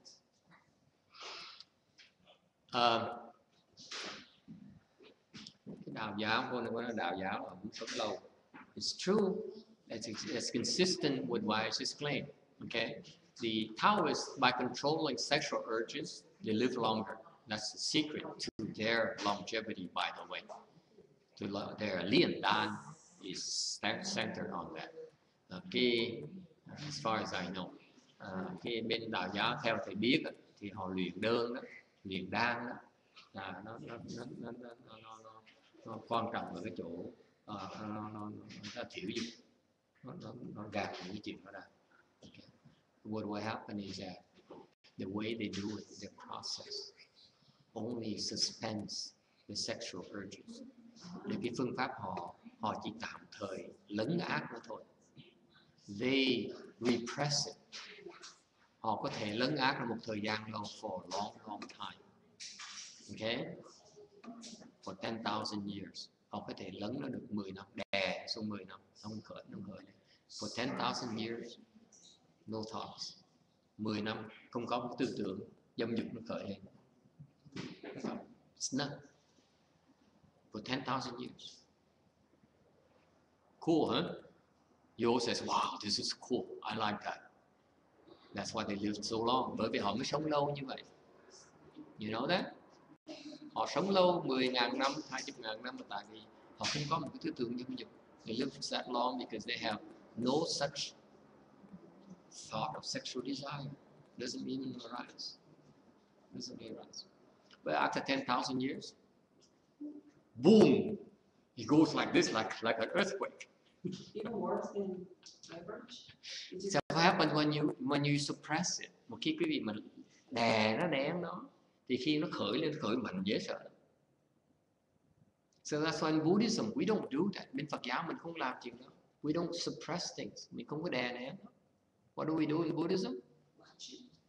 We sever it. We destroy it. We destroy the source of that thought of sexual desire. How do you do that? That's what you have to pay. It's okay to think about it. Nên thầy nói là bên Phật giáo mình khác đạo giáo chỗ là bên đạo giáo ta đè nén để nó không khơi lên. Bên Phật giáo mình không có đè nén, Phật giáo mình là chặt nó luôn, chặt như hai tầng gốc luôn, là nó khởi nó được luôn. There's an advantage in suppressing it because you don't have to deal with it. Okay? Lúc mình đè nén nó, bây giờ mình không cần đối phó nó. But in the future you have to. Trong tương lai quý vị phải đối phó nó. Okay? So Buddhism it says why postpone it? Tại sao mình hoãn nó làm cái gì? If it comes, let's find a way to sever it right now. Thành Phật giáo mình nói nếu như nó tới á, mình nhìn nó để mình chặt nó. The sooner you face it, the quicker you sever it. Quý vị càng đối phó nó càng sớm chừng nào thì càng chặt nó sớm chừng này. You see that? So Buddhism is far more effective bởi cái Phật giáo mình nó có hiệu quả hơn vì vậy. We sever a lot quicker than a Taoist. Nên cái Phật giáo mình chặt cái chuyện đó nó lẹ hơn. Okay? And we specialize in severing that problem and prevent it from ever happening again, arising again. Phật giáo mình có những cái pháp để chuyên môn chặt nó, để không cho nó khơi lên. Ever. The Taoists don't have that. Cái đạo giáo không có cái pháp. The Taoists excel a very good in suppression. Cái người đạo giáo họ luyện để mà họ đè nó thôi, chứ họ không chặt nó được. Phật giáo mình luyện để mình chặt.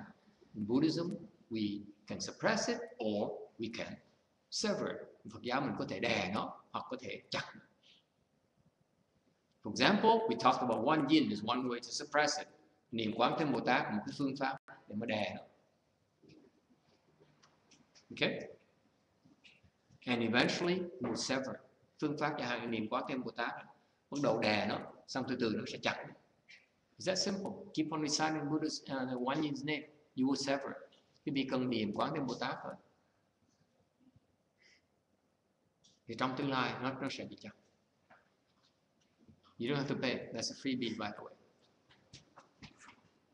Keep on reciting Buddha's, the One Yin's name. You will separate. Okay? Does it help? Nghe được không? Yes?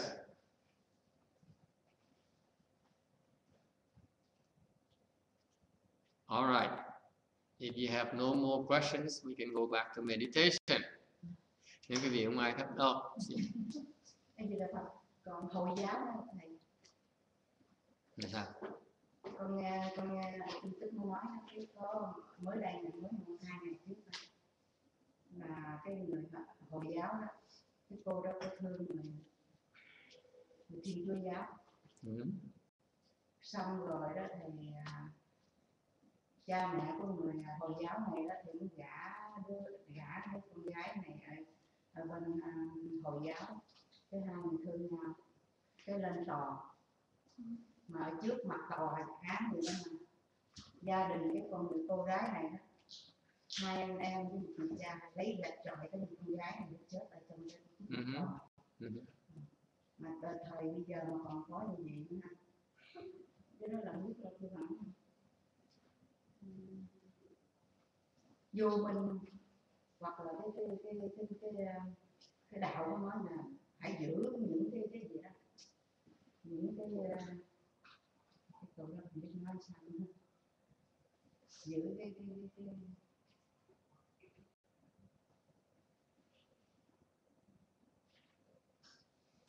bây giờ người ta kêu án quá chừng mà nói 1 năm là nó nghĩ là một con gái mà đi ngoại tình như vậy đó là phải cho người ta chọi cái chết 1 năm cả ngày. Cái đó là cái tốt cái bệnh quan gần cái là cốt tôn giáo người ta tin như vậy, cuộc sống ta như vậy, mình tôn trọng. Mà ngày xưa mình nói, ngày xưa Trung Quốc nó cũng vậy, đẻ con gái rồi không biết cái nước ngày xưa thầy nói về chắc là đạo giáo nó nghĩ một cái, nó dạy người để một cái gì đó, cái đạo đức. Xong mà đẻ cái con gái rồi đó là mới lấy cho nó dạy cho nó.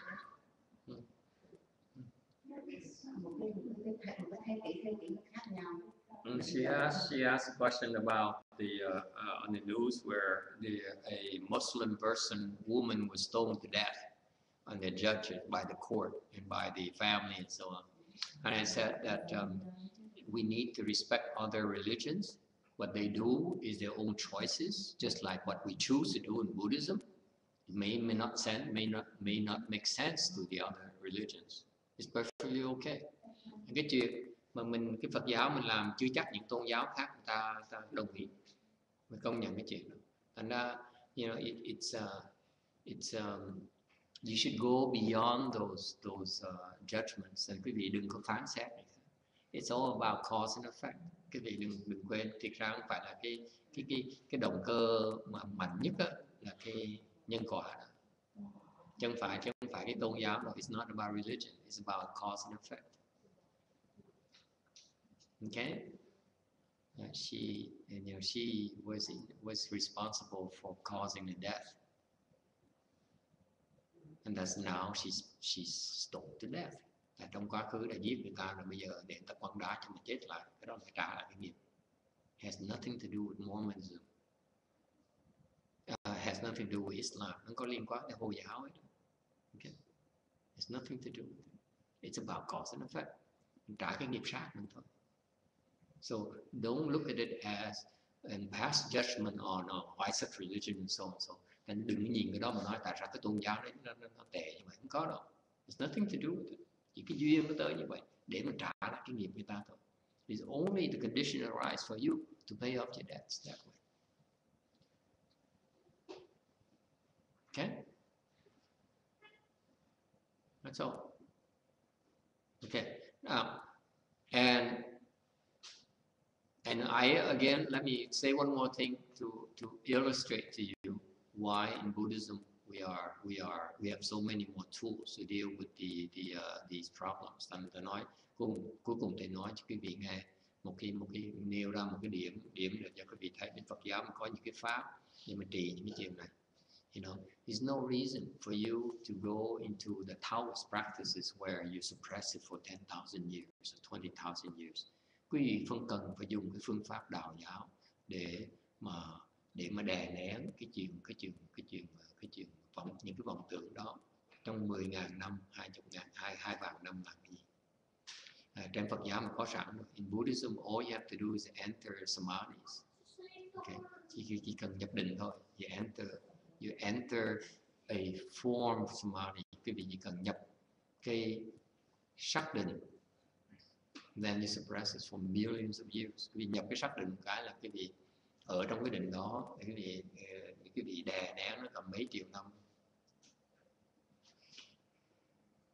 Why do you have to only suppress for 10,000 years? Tại sao phải đè nén nó 10.000 năm làm cái gì? Or you instead of becoming immortal, hoặc thay vì cái vị trở thành một cái vị tiên, okay? You were born to the heavens, cái vị sinh vào cõi trời. You'll be suppressing that for millions of years. And billions of years. Khi lên cõi trời, vì sẽ đè nén nó cả mấy triệu năm, mấy triệu tỷ năm. Okay? That's why Buddhism is far more effective. And bên Phật giáo mình có những cái pháp nó đối trị rất là hay. And best of all, tốt nhất, okay, is that in Buddhism we have specialized tool to terminate that. Trong Phật giáo mình có rất nhiều phương pháp để mà chặt cái loài vô minh. It's not a false claim. There's so many Buddhist sages, arhats, practical Buddhas, Bodhisattvas who have done it already. Cái này không phải là nói khoe khoang khoác lác, mà biết bao nhiêu A-la-hán, Bích Chi Phật, Bồ Tát đã làm rồi. And they're here to assist us if we want to learn how to do it. Mà họ đang có mặt ở đây để giúp chúng ta tu cái pháp đó cho thành thục, nếu như mình thiệt sự muốn tu. Okay. It's a personal choice. Nó mỗi cái sự tuyển chọn của mình. All right. Questions or comments? Ai có ý kiến thắc mắc gì không? Did we talk enough about this tonight, or shall we elaborate further? Nói đủ chưa là mình còn nói thêm cái chuyện này nữa. Yes. I think the major difference between Taoism and Buddhism is the ultimate goal, not the method. It doesn't mean we cannot borrow the method from Taoism or from anything else, because the Buddha will say we have to learn every method. I think even in the Mizong or some things, the way of practicing is very similar to Taoism, or even the same, or yes. to Qigong or something. It doesn't mean it's a bad thing, but we have to keep in mind our goal is different from Taoism, not a method. And method is different as well. We have a more repertoire to deal with that issue. So the methodology is different. Okay. But you're right in that the objective is different. That's why we have so many more tools, depending on what you want to do. So for example, if you want to become immortal, it's also part of Buddhism as well. Okay? We're not outside of that. We don't reject that, by the way.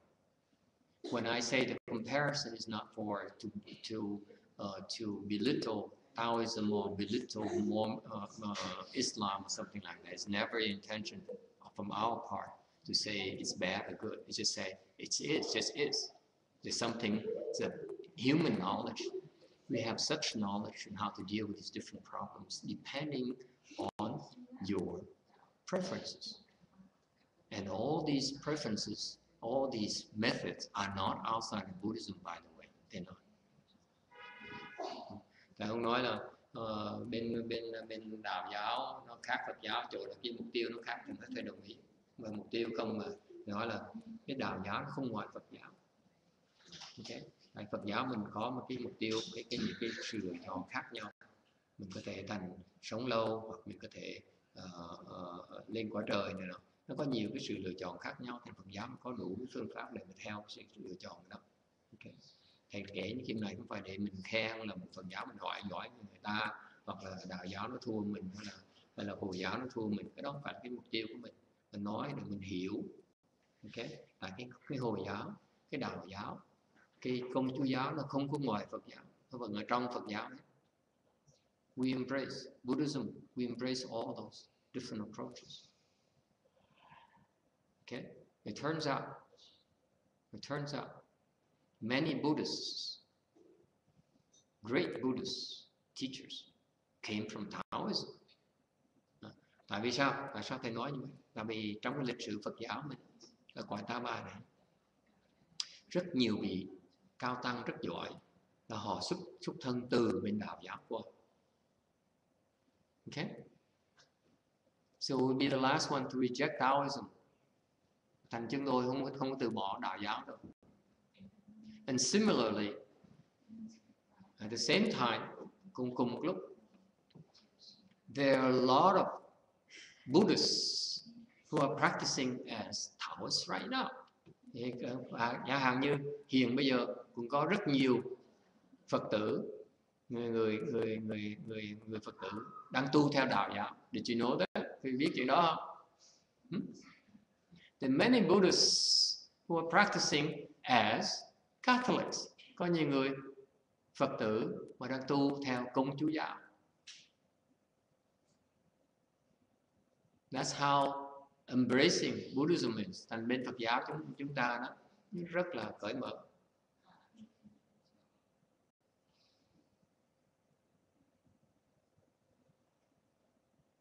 We don't reject. Chúng tôi không có từ bỏ ai hết. We don't say we're superior either. Không nói chúng tôi giỏi hơn, không nói chúng tôi là cái vụ này dở hoặc cái vụ này nọ. We only talk about choices, personal choices. Mình nói về cái sự lựa chọn của một cá nhân. If you choose to be Taoist, fine, be Taoist. We embrace it. Nếu quý vị muốn làm Đạo giáo thì theo Đạo giáo, không sao. Phật giáo mình không có từ bỏ cái gì. We won't reject it. Okay? What proof do I have that the Buddhists are practicing as Taoists, as Catholics? Làm sao thầy có bằng cớ là người Phật tử đang tu bên Đạo giáo, đang tu bên Công Chúa giáo?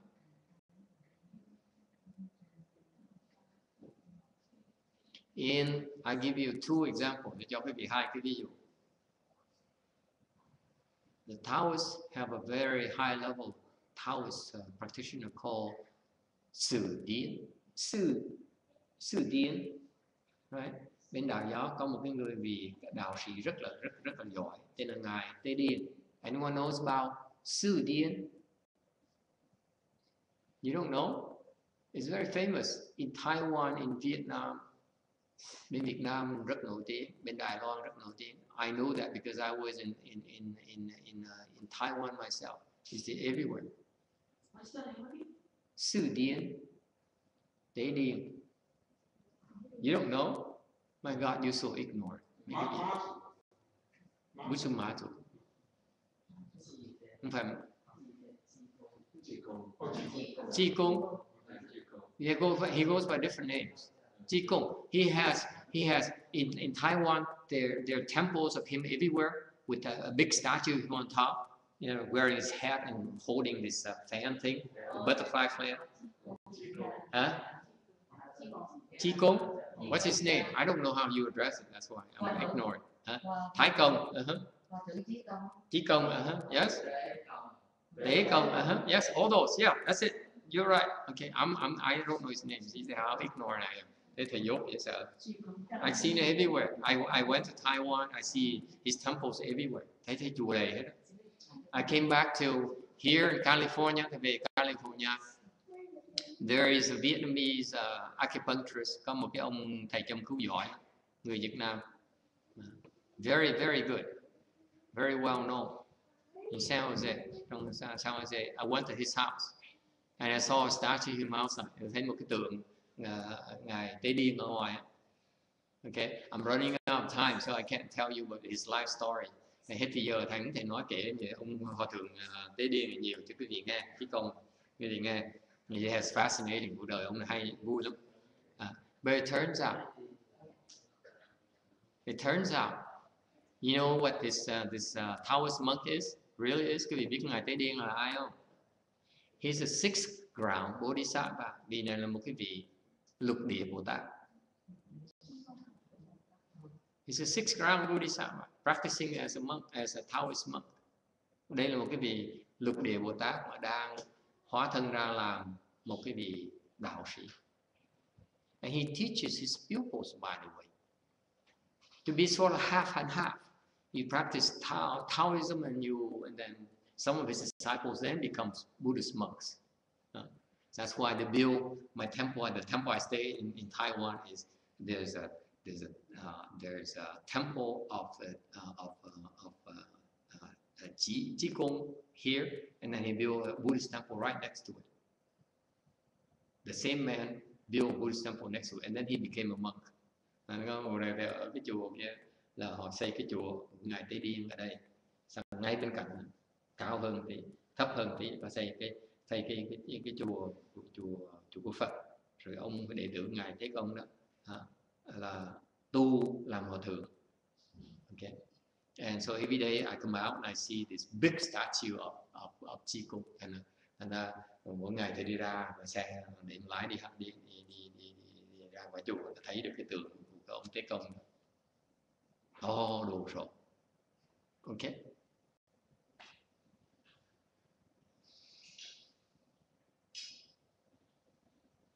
So far so good. That's why the Buddhists are everywhere too.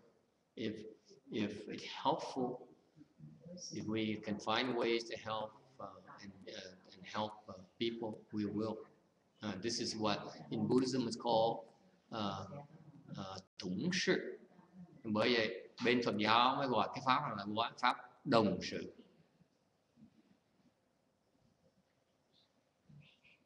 Okay. And same thing in Catholicism, you know, the late Pope John Paul is actually a second ground Bodhisattva. Tương tự như vậy, cái ngài Đức gì đó, Giáo hoàng, ngài John Paul thứ nhì đó, vị nhì đó là một cái vị nhị địa Bồ Tát. Okay. And đó gọi là đồng sự, cái pháp của Phật giáo mà gọi cái. So these bodhisattvas are practicing something called tủng sự, same work, là đang tu cái đồng sự, là muốn giúp người đó phải tới làm cùng một việc với ta. So they want to help the Catholics, they became Catholic. Thành họ muốn giúp người Công Chúa giáo thì họ trở thành Công Chúa giáo. They want to help the Taoists, they became Taoists. Bồ Tát muốn giúp bên Đạo giáo thì trở thành Đạo giáo. They have no problem. Không có vấn đề gì hết. Okay. Mình cởi mở như vậy, rất là thoải mái. If we need to do that in order to help others, we do. Mình cần để giúp người ta, mình sẵn sàng đồng sự người ta, mình giúp người ta. Cái đó là hành Bồ Tát. That is the Bodhisattva's conduct. Cái đó là cái hành Bồ Tát. Ok. Khởi gì mà? Được không? Yes. One question about Pureland. Is Yes. there like Pureland heaven? Is that right? Like, is there a physical location and is the form world or formless? The Pureland is like a galaxy. You know, the universe you see right now has many galaxies. Andromeda is one galaxy who will go and collide with our Milky Way galaxy in 2 billion years, according to the video we saw this tonight. Cái tinh độ là cái gì? Tây phương cực lạc chỉ là một cái hành tinh thôi. Hành tinh là gì không? Một dãy ngân hà, xin lỗi, dãy ngân hà thôi. Chẳng hạn như tối nay buổi đầu mình nói pháp tối nay, quý vị thấy là cái dãy ngân hà là cái quả Ta Bà này trong tương lai 2 tỷ năm nữa sẽ có một cái dãy ngân hà khác nó chạy, nó bay tới gần, họ đang trên đường đi đó, bắt đầu nó tay phía mình rồi, 2 tỷ năm sẽ tới, sẽ tung vào mình và sẽ bể hết tất cả, bắt đầu cái thế giới mình nó sẽ tan ra. Ok, cái đó là khoa học gia đã thấy rồi. So you see, so these galaxies are basically these clusters, okay, of planets. It's called a galaxy. Okay, there's so many galaxies throughout the universe. Okay, so Pureland is one such galaxy. Và trong cái vũ trụ này, một cái tịnh độ chỉ là một cái cõi hành tinh. Okay, so it's physical. It actually exists. And đã trả lời là the Western Bliss Pureland is a galaxy located 10 billion galaxies away to the west from where we are. Thành cái cõi tịnh độ đó, Tây phương cực lạc là một cái dãy ngân hà mà nó cách cái dãy ngân hà của mình 10 tỷ dãy ngân hà từ phía tây đó sẽ có. So you keep on counting, you keep counting galaxies going to the west. Thì cứ đếm cứ một cái hành tinh từ đi phía tây, you go to the west, đi phía tây, gặp cái hành tinh, keep on counting to a billion galaxies. It's where the Western Bliss Pureland is going to be located. Và nó cái Tây phương cực lạc nó có ở đó. Okay. They have human forms, yes. Do they wear clothes? Yes.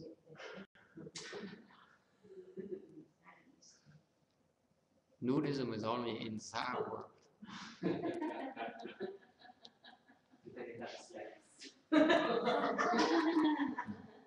No, they don't. Do they have genders? Female or male? So there are no genders. Hỏi là có đàn ông đàn bà thì nói không có. Có chuyện tình dục thì nói không có. Có mặc áo quần thì nói có. Tại vì cái chuyện trần truồng là chỉ cái quả ta bà là mới có thôi. Còn người cười khói lắm. Are there any else? Còn ngân hỏi, còn ngân ngồi Jin người ask is there any else? So she's interested in cái bài chỉ thích muốn biết cái địa ngục thôi. Thì nó không có. There's no else. Okay. There's no sexual desire in the Western Bliss Pureland. That's why there's no else. Tại vì bên kia không có cái chuyện tình dục, thành ra không có địa ngục. Okay. There's no else. Alright, so it's a different kind of world. Một cái thế giới nó khác. Okay. Where the most important for you, for all of you, this is what the Buddha says. Cái này cái chuyện quan trọng chứ mình Đức Phật giảng, Đức Phật Thích Ca Mâu Ni giảng. Trong kinh A Di Đà, in the Emitofuo Sutra, he says, there's no suffering, but only bliss. Qua bên kia, Đức Phật nói, không có cái khổ, chỉ sướng thôi. Nó tuyệt vời. There's no suffering. There's no worries, không có lo. There's no fear that you don't have enough to eat. Quý vị không có sợ đói. You don't have no worries that you'll be thirsty. Quý vị không sợ khát. Okay? If you want something like beer, you can have it right away. Quý vị muốn uống bia, có bia nó tới. And guess what?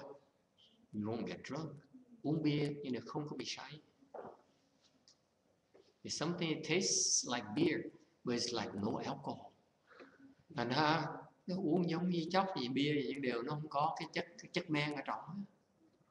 Thành mình không say được. Yes. It's much better than 1% alcohol, let me tell you. Nó còn ngon hơn là bia ở đây 1% rượu đó. No leg pain, right?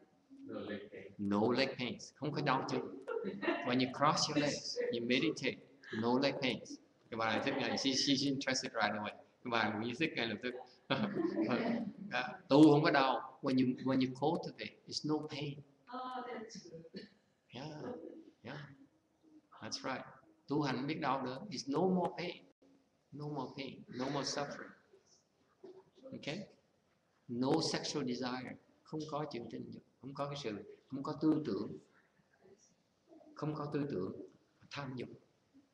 Okay? What about the cheese? The what? Cheese. The cheese? Cheese. The cheese? Plenty of cheese. Còn cheese là sao? There should be around at least 1,000 varieties of cheeses. Then you can have every day. Ít nhất có đủ cái loại cheese khác nhau. Mà quý vị có thể ăn mỗi ngày. And guess what? When you eat the cheese, if you eat the cheese, no sexual desire. Bọn giờ ăn cheese nhưng đều không có khởi tình dục lên. Chocolate, absolutely. Swiss chocolate, French chocolate, Italian chocolate, you name it. Chocolate sao? Chocolate là có đồ ăn cái chocolate hương vị của Tây, của Thụy Sĩ, của Ý đều có đầy đủ hết. Okay? And you won't get fat. Không có mập. You have to worry about gaining weight. Ăn không sợ mập. Huh? Video games? Absolutely. No chocolate.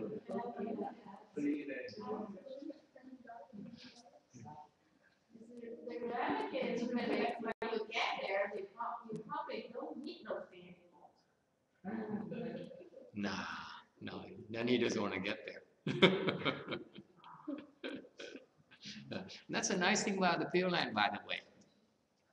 Your likes will evolve.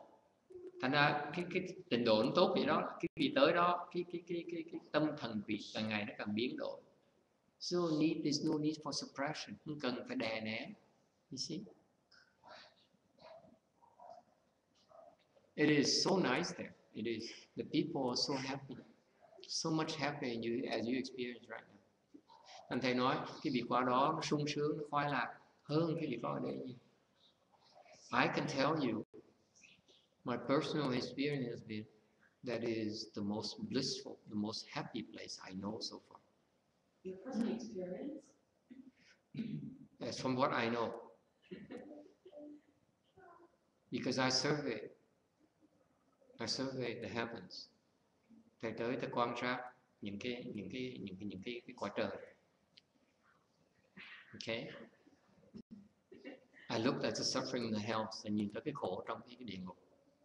I looked at the suffering in the animals, nhìn cái khổ của súc sanh. I looked at the sufferings in the hungry ghosts, and nhìn cái khổ của cái bên ngạ quỷ. And then I see the bliss, rồi tôi thấy cái sự khoái lạc in the desire heavens, trong cái cõi trời dục giới. Okay? And the bliss from the formless form realm, tôi thấy cái sướng trong cái cõi sắc giới.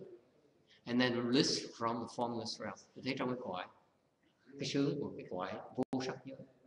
I compare all those things. Because it's right? See, I do a survey. Thì đi quan sát. Okay? I observe that. And I compare that with the bliss you experience in the Western Bliss Pureland. Rồi thầy quan sát so sánh nó với cái sự khoái lạc mà khi quý vị tới cái cõi Tây Phương Cực Lạc. Okay? And I tell you, mà thầy nói quả quyết quý vị nghe. This is my personal experience. Cái này cho cái sao theo cái thầy thấy. Okay? The bliss in Western Bliss Pureland, okay, is so wonderful that all these things combined is nothing. Và nó sung sướng hay đến cái độ cái khoái lạc bên Tây Phương Cực Lạc đó. Cái vị lấy hết cả những khoái lạc trên cõi La Bàn thì cộng lại hết. Cái vị cộng lại hết, nó không bằng một góc của bên này. Dễ sợ như vậy. That's why. Vì vậy, Amitabha Buddha, bởi vì ngài A Di Đà Phật, he has an open door policy. Ngài A Di Đà Phật nó có một cái chủ trương. He says that you're free to leave anytime you please. Ngài nói sao? Cái vị coi Tây Phương Cực Lạc mà không thích đó, lúc nào bỏ đi cũng được. Anytime you feel like leaving, leave. Là ngài nói quý vị qua Tây Phương Cực Lạc mà không thích đó, lúc nào bỏ đi cũng được. No one's going to hold you back. Không ai chặn quý vị lại đâu.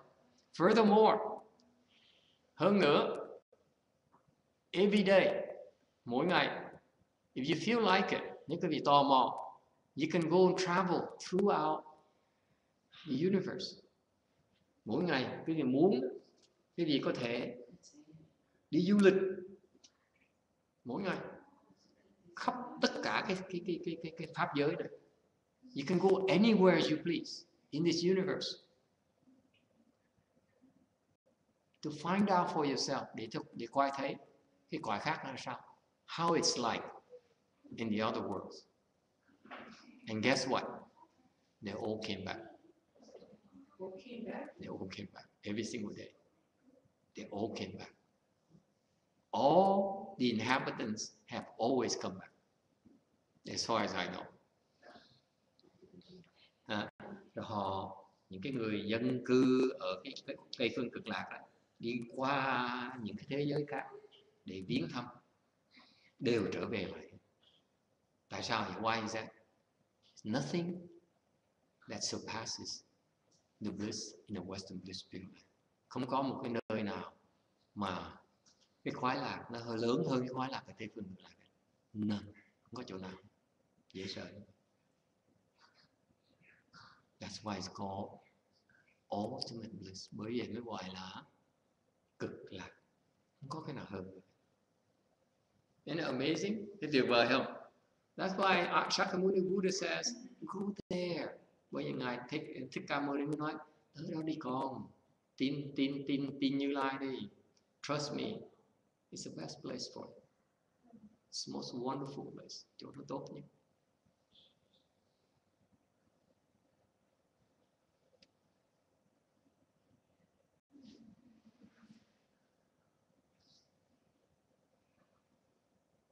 And once you get there, you're always happy. And you become increasingly happy. Chuyện khác nữa, một khi quý vị tới Tây phương cực lạc rồi, thì quý vị sẽ khoái lạc sung sướng dễ sợ. Và càng ngày càng khoái lạc nó càng lên, nó càng tăng trưởng. Cho tới khi quý vị thành Phật luôn. Until you become a Buddha.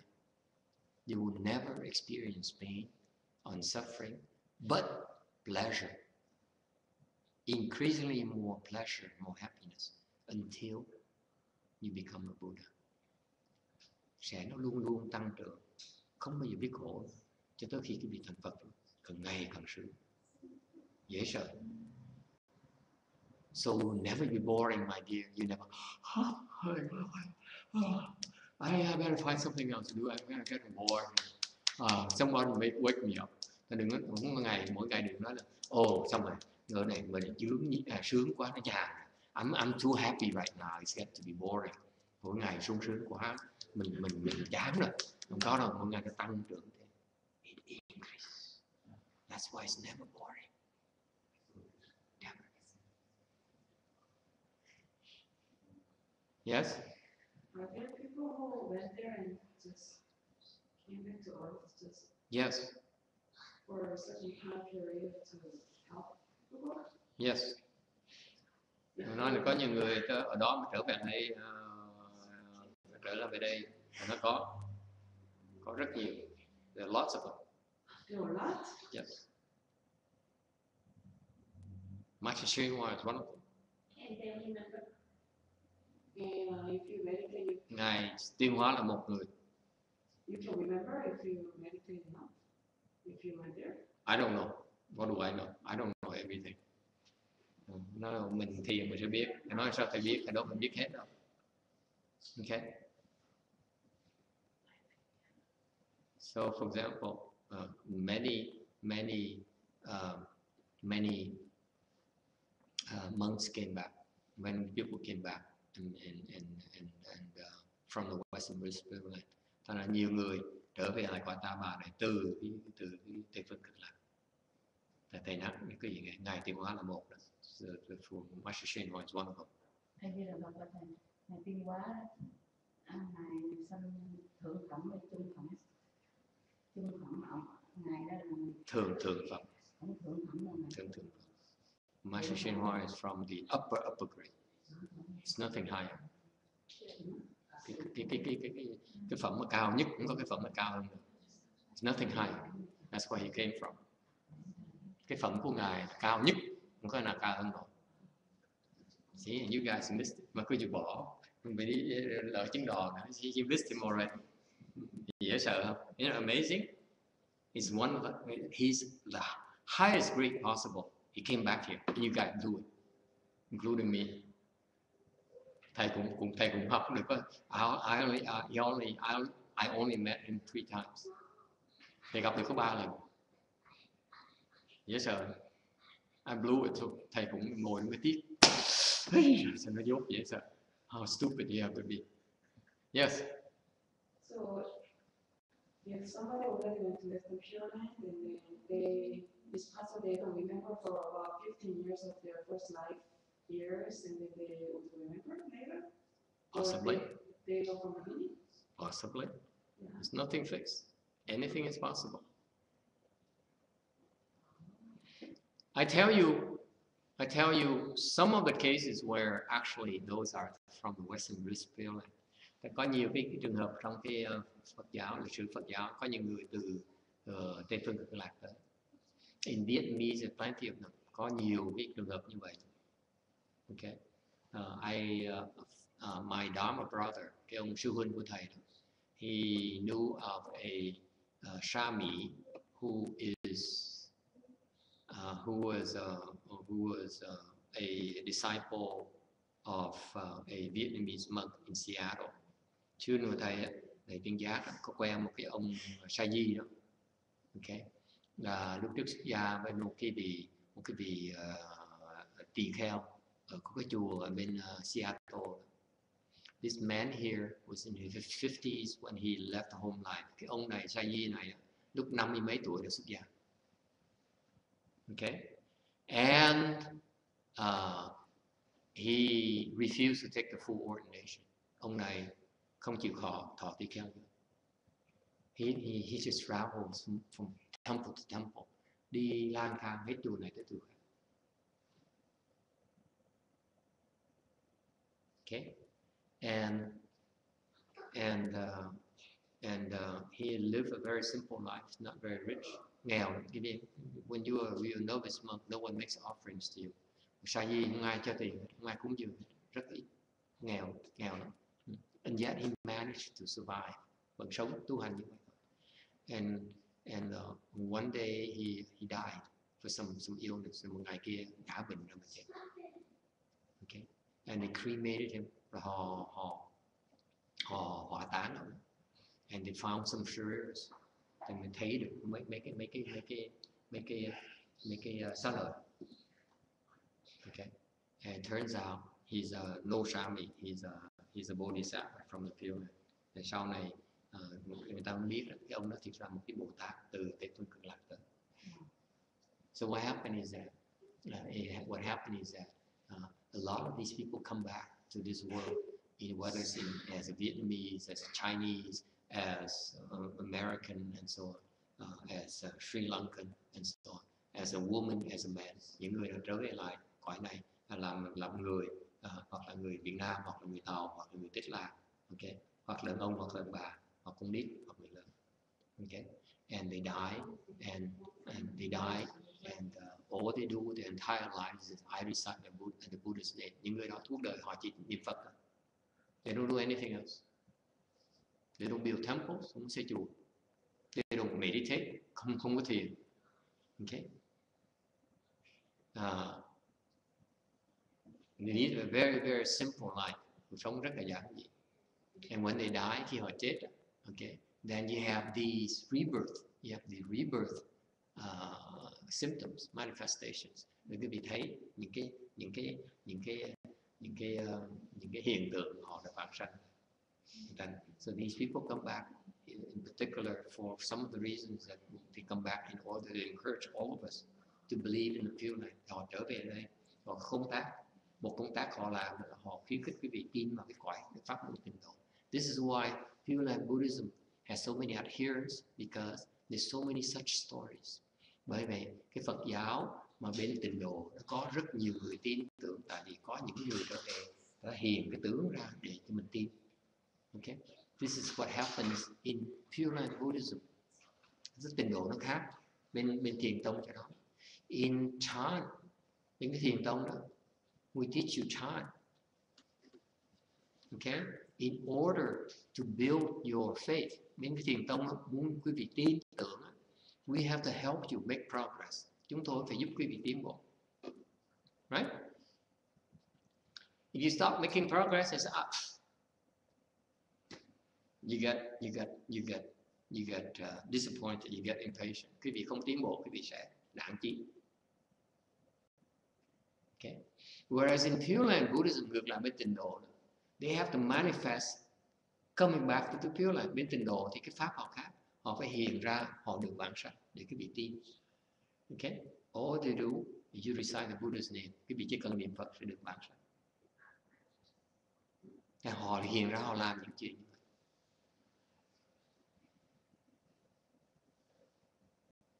Nó tuyệt vời đó. This is why Buddhism is so profound. Bởi vì cái Phật giáo mình thâm sâu không thể tưởng. If you truly believe, nếu quý vị thiệt sự mà tin, you will be helped. That's what my master said. Ngài Tiên Ngài nói câu rất giản dị. Những ai mà phát lòng tin thì sẽ được cứu. Anyone who truly believes will be helped, will be rescued. And look yourself in the mirror tonight. You don't have true beliefs yet. That's why you are not rescued yet. Thế vì tối nay về soi gương lại, nhất cái bà kia soi gương lại. Tại sao vẫn chưa được cứu nữa? Tại vì thực sự cũng có lòng tin. Mình chưa được cứu nữa. Người ta cười vậy. You tried already. Thầy, cổ là người trên trời xuống đó thầy. Khi có cổ là người trên trời xuống, cổ xong bọc biểu đọc. Bọc cái gì đó, bọc đỏ đó hả? Bọc điều đó. Thì cổ dữ lắm mà, thứ dữ đó. Mà không tu nó lại xuống nó lại tiêu. Mà nó lên trời cũng khó nên phải tôi kêu bác tu mà nói. Mấy cái người bọc điều là phước dễ sợ, họ người rất là đặc biệt.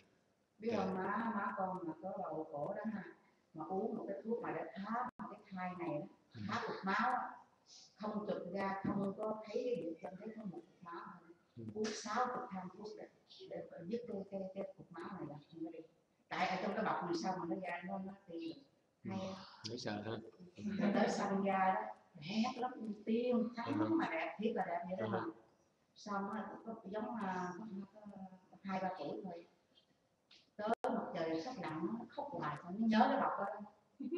Nó khóc hoài, khóc thôi không thể tưởng tượng luôn. Ngồi vậy đó. Bây giờ tôi kêu cổ gác tôi đi rồi để về. The world is has so many fascinating stories. Cái chuyện cuộc đời nó có nhiều cái chuyện ly kỳ hay sao, chuyện rất là tuyệt vời. Okay, it's a lot more you think. Có nhiều tuyệt vời. Okay. Thành ra the interaction vào cái thế giới cái vũ trụ nó rộng dễ sợ. Even like within our world, there's so many heavens and so many unexplored areas. Ngay trong cái quả tá bà mình là biết bao nhiêu chuyện nó xảy ra, biết bao nhiêu chuyện mình không có thể tưởng tượng. Ngày phụ ký cho mình nó về đây mình khỏe quá rồi. Ngài đã gửi biết bao nhiêu người đi tới phương cực lạc rồi. Ngài đã gửi biết bao nhiêu người, gửi nhiều lắm. She says it's a shame that she doesn't know about my master, so that she can get some help from him. I said he already sent so many people back to the Pureland already. He's actually, for your information, I believe in the future he'll be recognized as a Pureland patriarch as well. Thầy tin rằng trong tương lai sẽ có cái Phật giáo thế giới sẽ công nhận ngài là một cái vị tổ của bên Tịnh độ tông. If he brought Pureland Buddhism to America, ngài truyền cái pháp Tịnh độ tông qua xứ Mỹ. It's just as important as Huì Yuan Pháp Sư who started in China. Giống như bên Thệ Viễn đại sư bên Trung Quốc là người có công rất lớn lao về cái Tịnh độ tông bên Trung Quốc. Thì ngài Tiên Hóa cũng như bên này cũng như vậy. Ngài trồng cái nhân để cái Tịnh độ tông nó sẽ rất là thịnh vượng ở đây. Similarly, Master Shenhua, me my big mouth. Còn ngày cư dân đó thầy, ngày cư dân. Ngày hư vân không phải là tổ. Ủa, không phải tổ hả? Ngày vân Tịnh độ tông này vân quá yếu. Về ông là thiền tâm, ngày thiền tâm. Như Tịnh độ tông này vân quá yếu. Ngày cư dân á. Ngài là thiền nhưng phải là tịnh.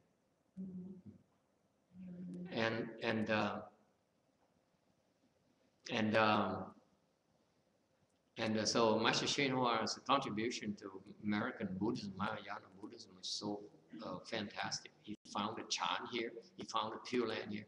Thành cái công lao của ngài Tiêu Hóa ở cái đại thừa xứ Thương Mỹ nó lớn lắm. Ngài thiết lập ra cái thiền tông của xứ Mỹ này, và ngài thiết lập ra cái Tịnh độ tông của xứ Mỹ này luôn. People just don't know yet, that's all. Là ngài chúng sanh chưa biết. That's all. I tell you, down the road in the future, he'll be recognized as the Pureland patriarch. Thành ra trong tương lai, người ta sẽ công nhận ngài là một cái vị tổ sư bên Tịnh độ tông. Cái Tịnh độ tông ngài kinh hoàng. I mean, the Pureland Buddhism we brought here is the complete Pureland Buddhism. Cái Tịnh độ tông ngài đem qua là đầy đủ, không thiếu một cái gì. For example, you know, Pureland Buddhism existed in India already. Quý vị biết không? Cái Tịnh độ tông nó có mặt bên Ấn Độ rồi. Yeah, in India, it existed already. It's only when Buddhism was brought to China that Huệ Diện Pháp Sư brought, khi mà cái Phật giáo Đại thừa nó được đem từ Ấn Độ qua bên nước Hoa, Trung Quốc ấy, thì ngài Huệ Viện Đại sư mới là khuếch trương cái Tịnh độ tông ra, thành nó lớn dễ sợ. Thành cái công lao ngài Huệ Viện Đại sư rất là lớn. So that's why Master Huệ Diện, Dharma Master Huệ Diện is one of the, his contribution to Chinese Buddhism is incredible. And Master Shenhua did the same thing in America. Thì ngài Tiên Hóa cũng đang làm chuyện tương tự như vậy, đã làm chuyện tương tự như vậy trong cái Phật giáo Đại thừa xứ Mỹ. That's why I'm telling you, thầy đã nói cái gì nghe, cái Tịnh độ Đại thừa nó ở Mỹ rồi. That's why I'm telling you, all of Pureland Mahayana is here. Tất cả các Tịnh độ tông của Trung Hoa được dời qua đây. Pureland Buddhism in America is far better than Chinese. Tịnh độ tông bên Phật giáo Trung Hoa xứ Mỹ này cao thâm hơn là bên Tàu. Because of Master Shenhua, tại vì ngài Tiên Hóa.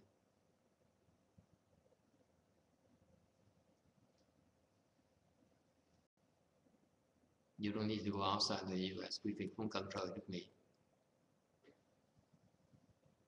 You know, I know a lot of Vietnamese, they go back and say, oh, I want to go with Pureland, so I'm going to go to Vietnam, go to China, go to Taiwan, go to Hong Kong to ask for, to learn Pureland Buddhism. Thì có nhiều người ta nói, ta chủ trương là muốn theo cái Tịnh độ tông, ta nào muốn bỏ, họ đi qua Âu Châu, họ đi qua Mỹ, hay đi qua Trung Quốc, họ qua về Việt Nam, họ qua Đài Loan để mà học, Hồng Kông để mà học cái Tịnh độ tông. Họ lầm rồi, Tịnh độ tông đang ở xứ Mỹ này.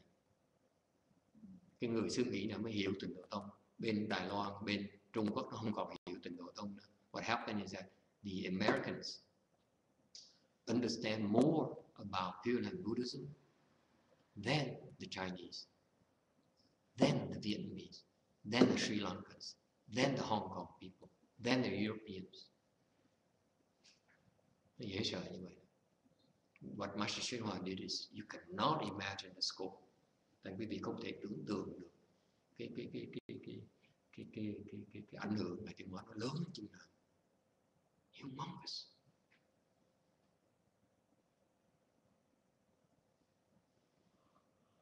Okay? In other words, nói cách khác, what does it mean? Nghĩa là sao?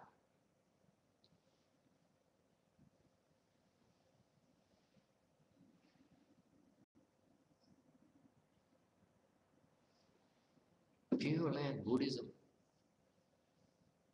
is in English, có nghĩa là cái Phật giáo Tịnh Độ Tông bên nước Mỹ đang tiếng Anh, chứ không phải tiếng đạo. It's no longer Chinese, it's no longer Vietnamese, không phải là tiếng Việt, không phải tiếng Tàu, không phải tiếng Pháp, không phải tiếng Tây Ban Nha. It's not in Espanol.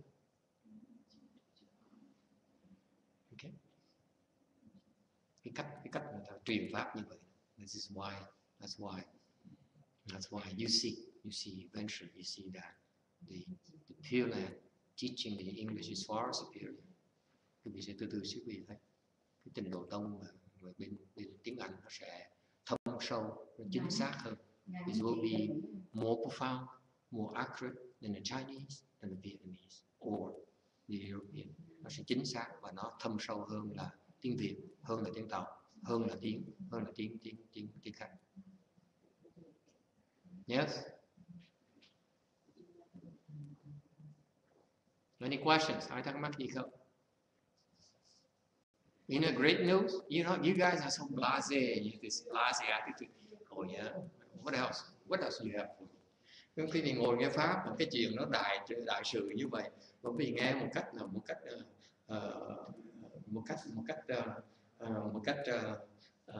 cách gì ha? Nonchalant. Thank you. Yeah. You said yeah. Oh really?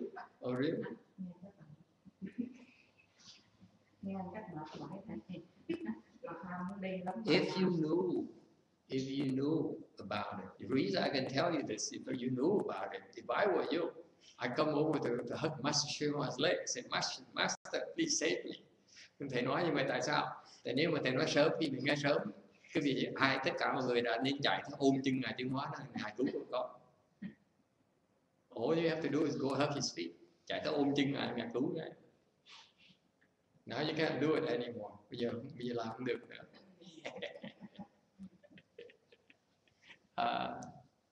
Yes. What? Where is he born? People ask me that. I don't know. Yeah. Yes. Yeah.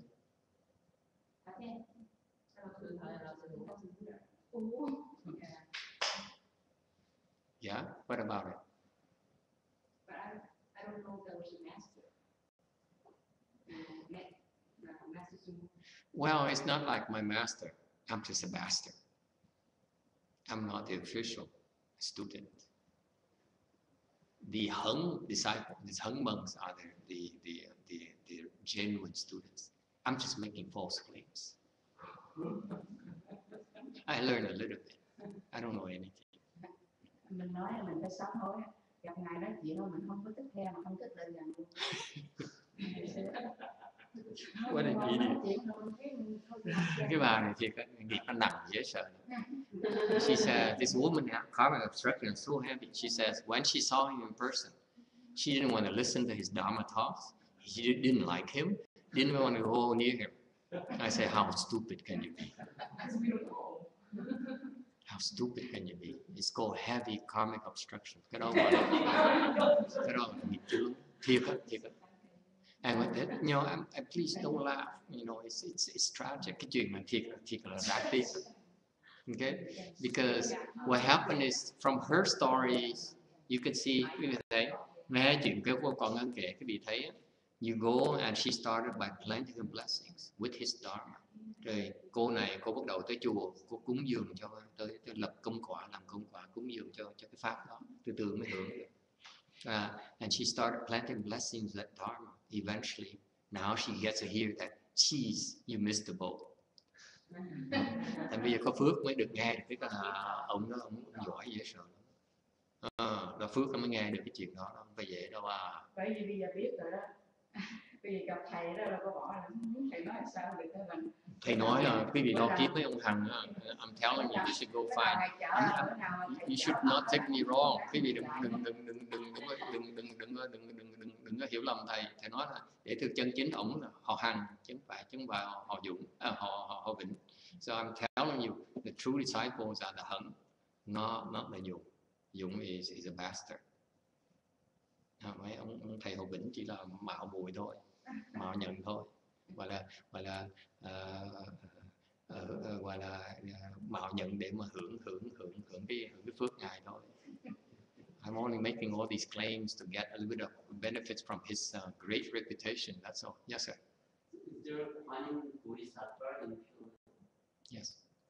And also, is there like a one bodhisattva manifestation in human form on earth? Yes. What? Who is it?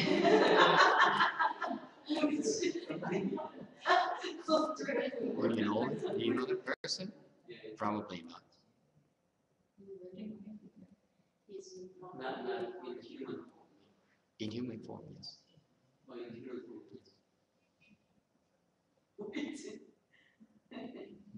Ông nào ông hỏi con thấy Bồ Tát ở bên cái phương Lạc, nó thể có. Thì nó có.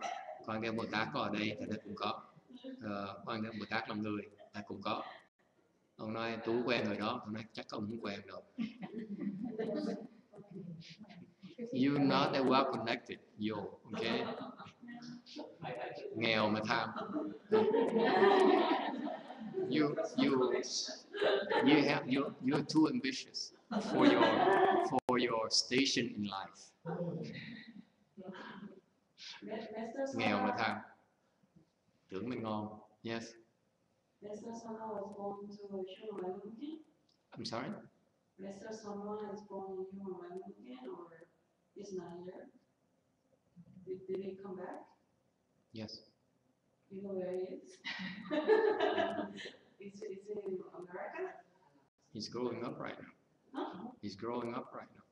In America? I don't know. He's growing up. He's growing up? So you just need to wait 10 more years? He's going to Mexico?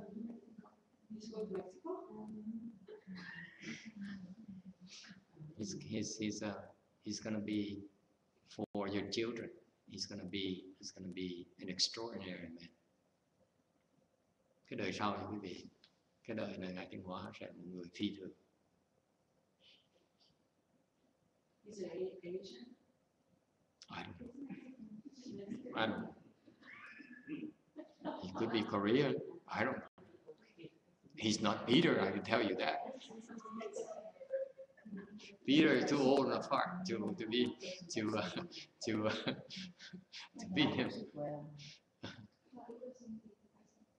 Yes. Anyone? Có gì nữa không? Ai thắc mắc gì nữa không?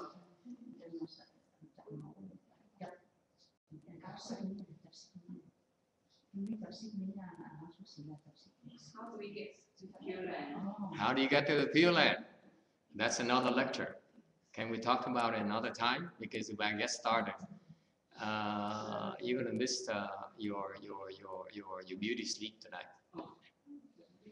Sao mà tới tịnh độ? Cái gì sẽ? By the way, Pureland is part of China. Thì nói cái vị nghe này, cái tịnh độ là trong thiền đó. Nói à? It's part of China. Đó là thiền đó. I'm not really sure. That's what I thought. You've been telling us this couple of days. But my sisters say that we have to go to you to go to Pureland. And then, Don't believe everything your sister tells you. the debate is what you're the one asking this question. That you should not trust Gojin too much. She's the one who said she didn't want to go near Master Shuan. Remember that? Cô nói là chị cô nói rằng cô đừng có tin chị cô á. Chị cô là cái người mà nói là nó xấu ngài Tiến Hóa thầy của tôi đó. Thành sao mà cô tin tưởng được chị cô được? Không phải nói xấu mà thầy Ở bên nhau này. Yeah, he has a heavy accent. It's a horrible accent. Chưa đủ cái phước mà mình có bao nhiêu. Cái giọng nói nghe không hiểu. Còn có nghe chứ. He has this heavy Chinese accent, like from Barbarian. That coarse area where the accent is like very difficult to listen to. Cái giọng nó khó nghe dễ sợ. Yeah.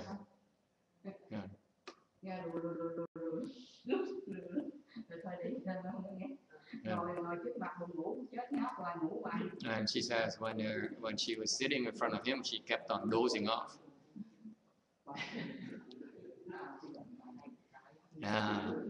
Thầy là hết ý kiến luôn. I don't dare make a comment about that. Mà ngài nói thì mình không biết nghe, mà mình cái gì thì là thầy biết hết trơn. The point here is that I know it's maybe boring to you. The point here is that we were touching greatness. Quý vị biết không? Mấy cái người này ta tới một cặp người vĩ nhân ngài Tiến Hóa mà không biết luôn, dễ sợ như vậy. This is how these great people operate. It's so great you cannot recognize it. Họ lớn đến cái độ quý vị không thấy được.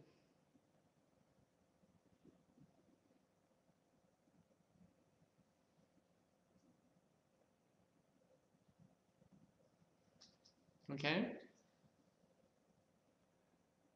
It's way beyond your comprehension. Quý vị không thể nào đo lường được. Cứ ngồi đó nghĩ là mình biết hết. Don't sit there and say, I heard it, I know everything, it's nothing new about this. Nói là cái gì tôi cũng biết, cái gì tôi cũng hiểu rồi. Có đâu.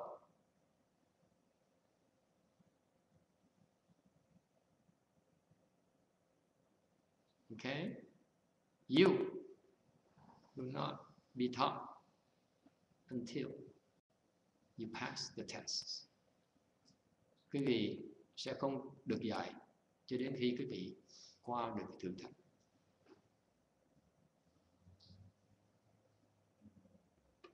Transcendental knowledge is different from worldly knowledge in that sense. Bởi vậy, cái pháp xúc thế nó khác thế gian pháp ở chỗ đó. Look at him, this young man, he's wide awake. Mấy thằng nít là nó tỉnh bơ ngủ.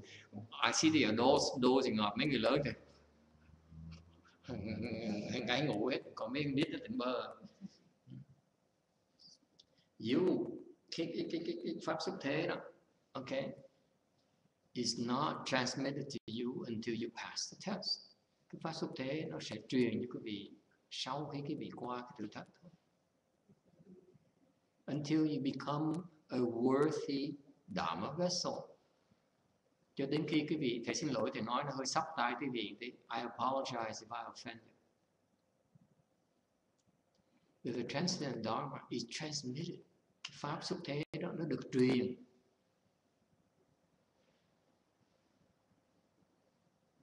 Meaning there's a selection process, có nghĩa là có một cái sự tuyển chọn ở trong á. Is that clear? The master selects who to transmit it to.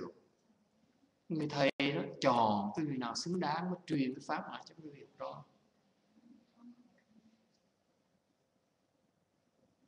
So there is a selection process, có một cái sự tuyển chọn đàng hoàng. One of which is the chán chi. Một cái sự tuyển chọn là cái thiền thất. Thiền thất là cái nơi tuyển chọn. The chán chi is one of the events where actually the Buddhists gather to be selected to become a Buddha. Cái thiền thất là cái cơ hội để những người ưu tú, Phật tử ưu tú hồi tập lại để được tuyển chọn làm Phật.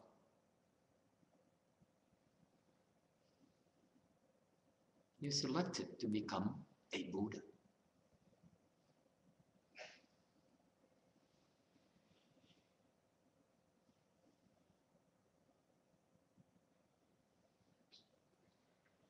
That's why in Mahayana, the Chanchi is a very, very big event. Bởi vì trong cái truyền thống bên Đại thừa người Trung Hoa, cái thiền thất là một cái chuyện, một cái sự kiện vĩ đại, quý vị không thể tưởng tượng được. Nó lớn không thể tưởng tượng được. It's no ordinary event, không phải chuyện không khơi đâu. I know for you is oh my God, why is it so demanding all this thing? Cái vị kia nói là cái chuyện như là tại sao nó khó khăn gắt gao, không có đâu. Cái này là cái sự tuyển chọn. There's a selection process going on, and that's why Traditionally, bởi vậy trong cái truyền thống bên cái đại thừa, Phật giáo đại thừa, họ tổ chức những cái thiền thất này whenever there is a chanti being organized. Okay? Thousands of people come to support it. Mỗi lần có một cái thiền thất xảy ra, quý vị biết không? Cả ngàn người, cả vạn người tới mà ủng hộ cái thiền thất.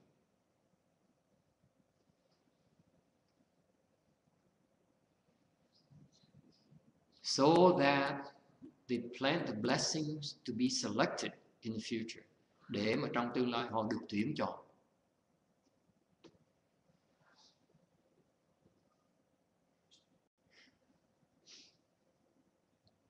And in the world, there aren't many places left where there's actually chantis, the true authentic chantis are organized anymore. Trong cái thế giới này không có bao nhiêu chỗ còn lại mà còn tổ chức những cái thiền thất như vậy, quý vị biết.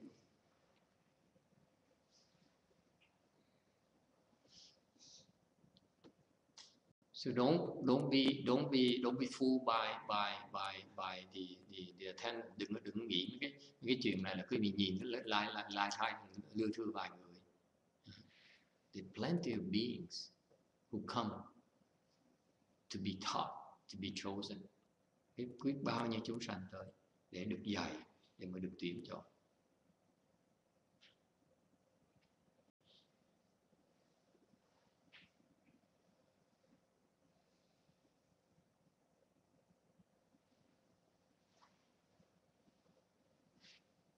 Okay.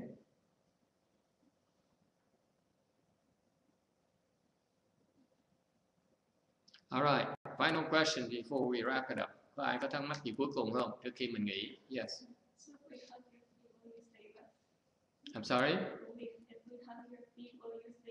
I'm not able to do that. Nói là nếu như mà con ôm chân thầy này, thầy có cứu con được không? You hug my feet. You're gonna say that. Something inappropriate going on between you and me. Nếu mà con cứ ôm chân thầy, người ta sẽ nói là con với thầy có chuyện lăng nhăng lộn xộn.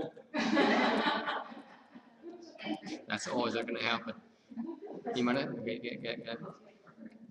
cái duy nhất chắc chắn nó sẽ xảy ra là có người sẽ nói như vậy. For sure it's gonna, someone gonna say that. I know a certain none who's gonna say that. For sure. Yes. Anyone else? Okay. Thank you. I'm sorry that we went for another 3 hours tonight. We thought we move up the speaking time, we shorten a little bit, but actually it has the same effect. Mình tưởng mình dời tới nó sớm hơn tí là sẽ ngắn hơn, đi tu thiền nhiều hơn. Okay. But anyway, we have one last session to sit. I bid you good night. Thank you for coming. And we're going to sit until 11:50. Mình sẽ ngồi thiền tới như 1:50. Và thầy ôm chân thầy nè, hỏi rằng thầy nói cái áo quạt một cái là bay như ngàn dặm. You missed the boat. Quý vị bỏ uổng mất cái chuyến thuyền, uổng dễ sợ. I feel so sorry for you. Thầy thấy tiếc cho quý vị. Had you believed in Master Shinwa, quý vị mà lúc ngài còn sống, quý vị tin ngài tiến hóa. All you have to do is come to him and say, Master, help bring me to the Pureland. You'll be in the Pureland. Hồi đó quý vị tới mà xin ngài được giúp để mà tới bản sinh quý vị đã được rồi. Now it's too late. Giờ trễ quá rồi. Yeah. Quá trễ rồi. Ngài dễ sợ. Dễ sợ. It's incredible. His Pureland is incredible. Cái trình độ của ngài kinh hoàng. Quý vị không thể tưởng tượng. You cannot imagine.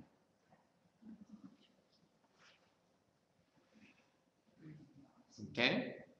So let's hope that it hasn't disappeared from the world. Hy vọng là cái pháp nó được truyền lại để mà chúng ta được hưởng. So if you find that person, please tell me. I go hug his feet too, or her feet too. Thành nếu như mà cái vị kiến được cái người đó nói thầy biết để mà thầy tới tôi ôm chân cái sư cô đó hoặc là ông thầy đó nữa. Okay, stand up, walk a little bit, Good night everyone. Mời quý vị đứng dậy, đi bộ một tí cho nó lưu thông cái máu lại. Còn quý vị nào mà về thì về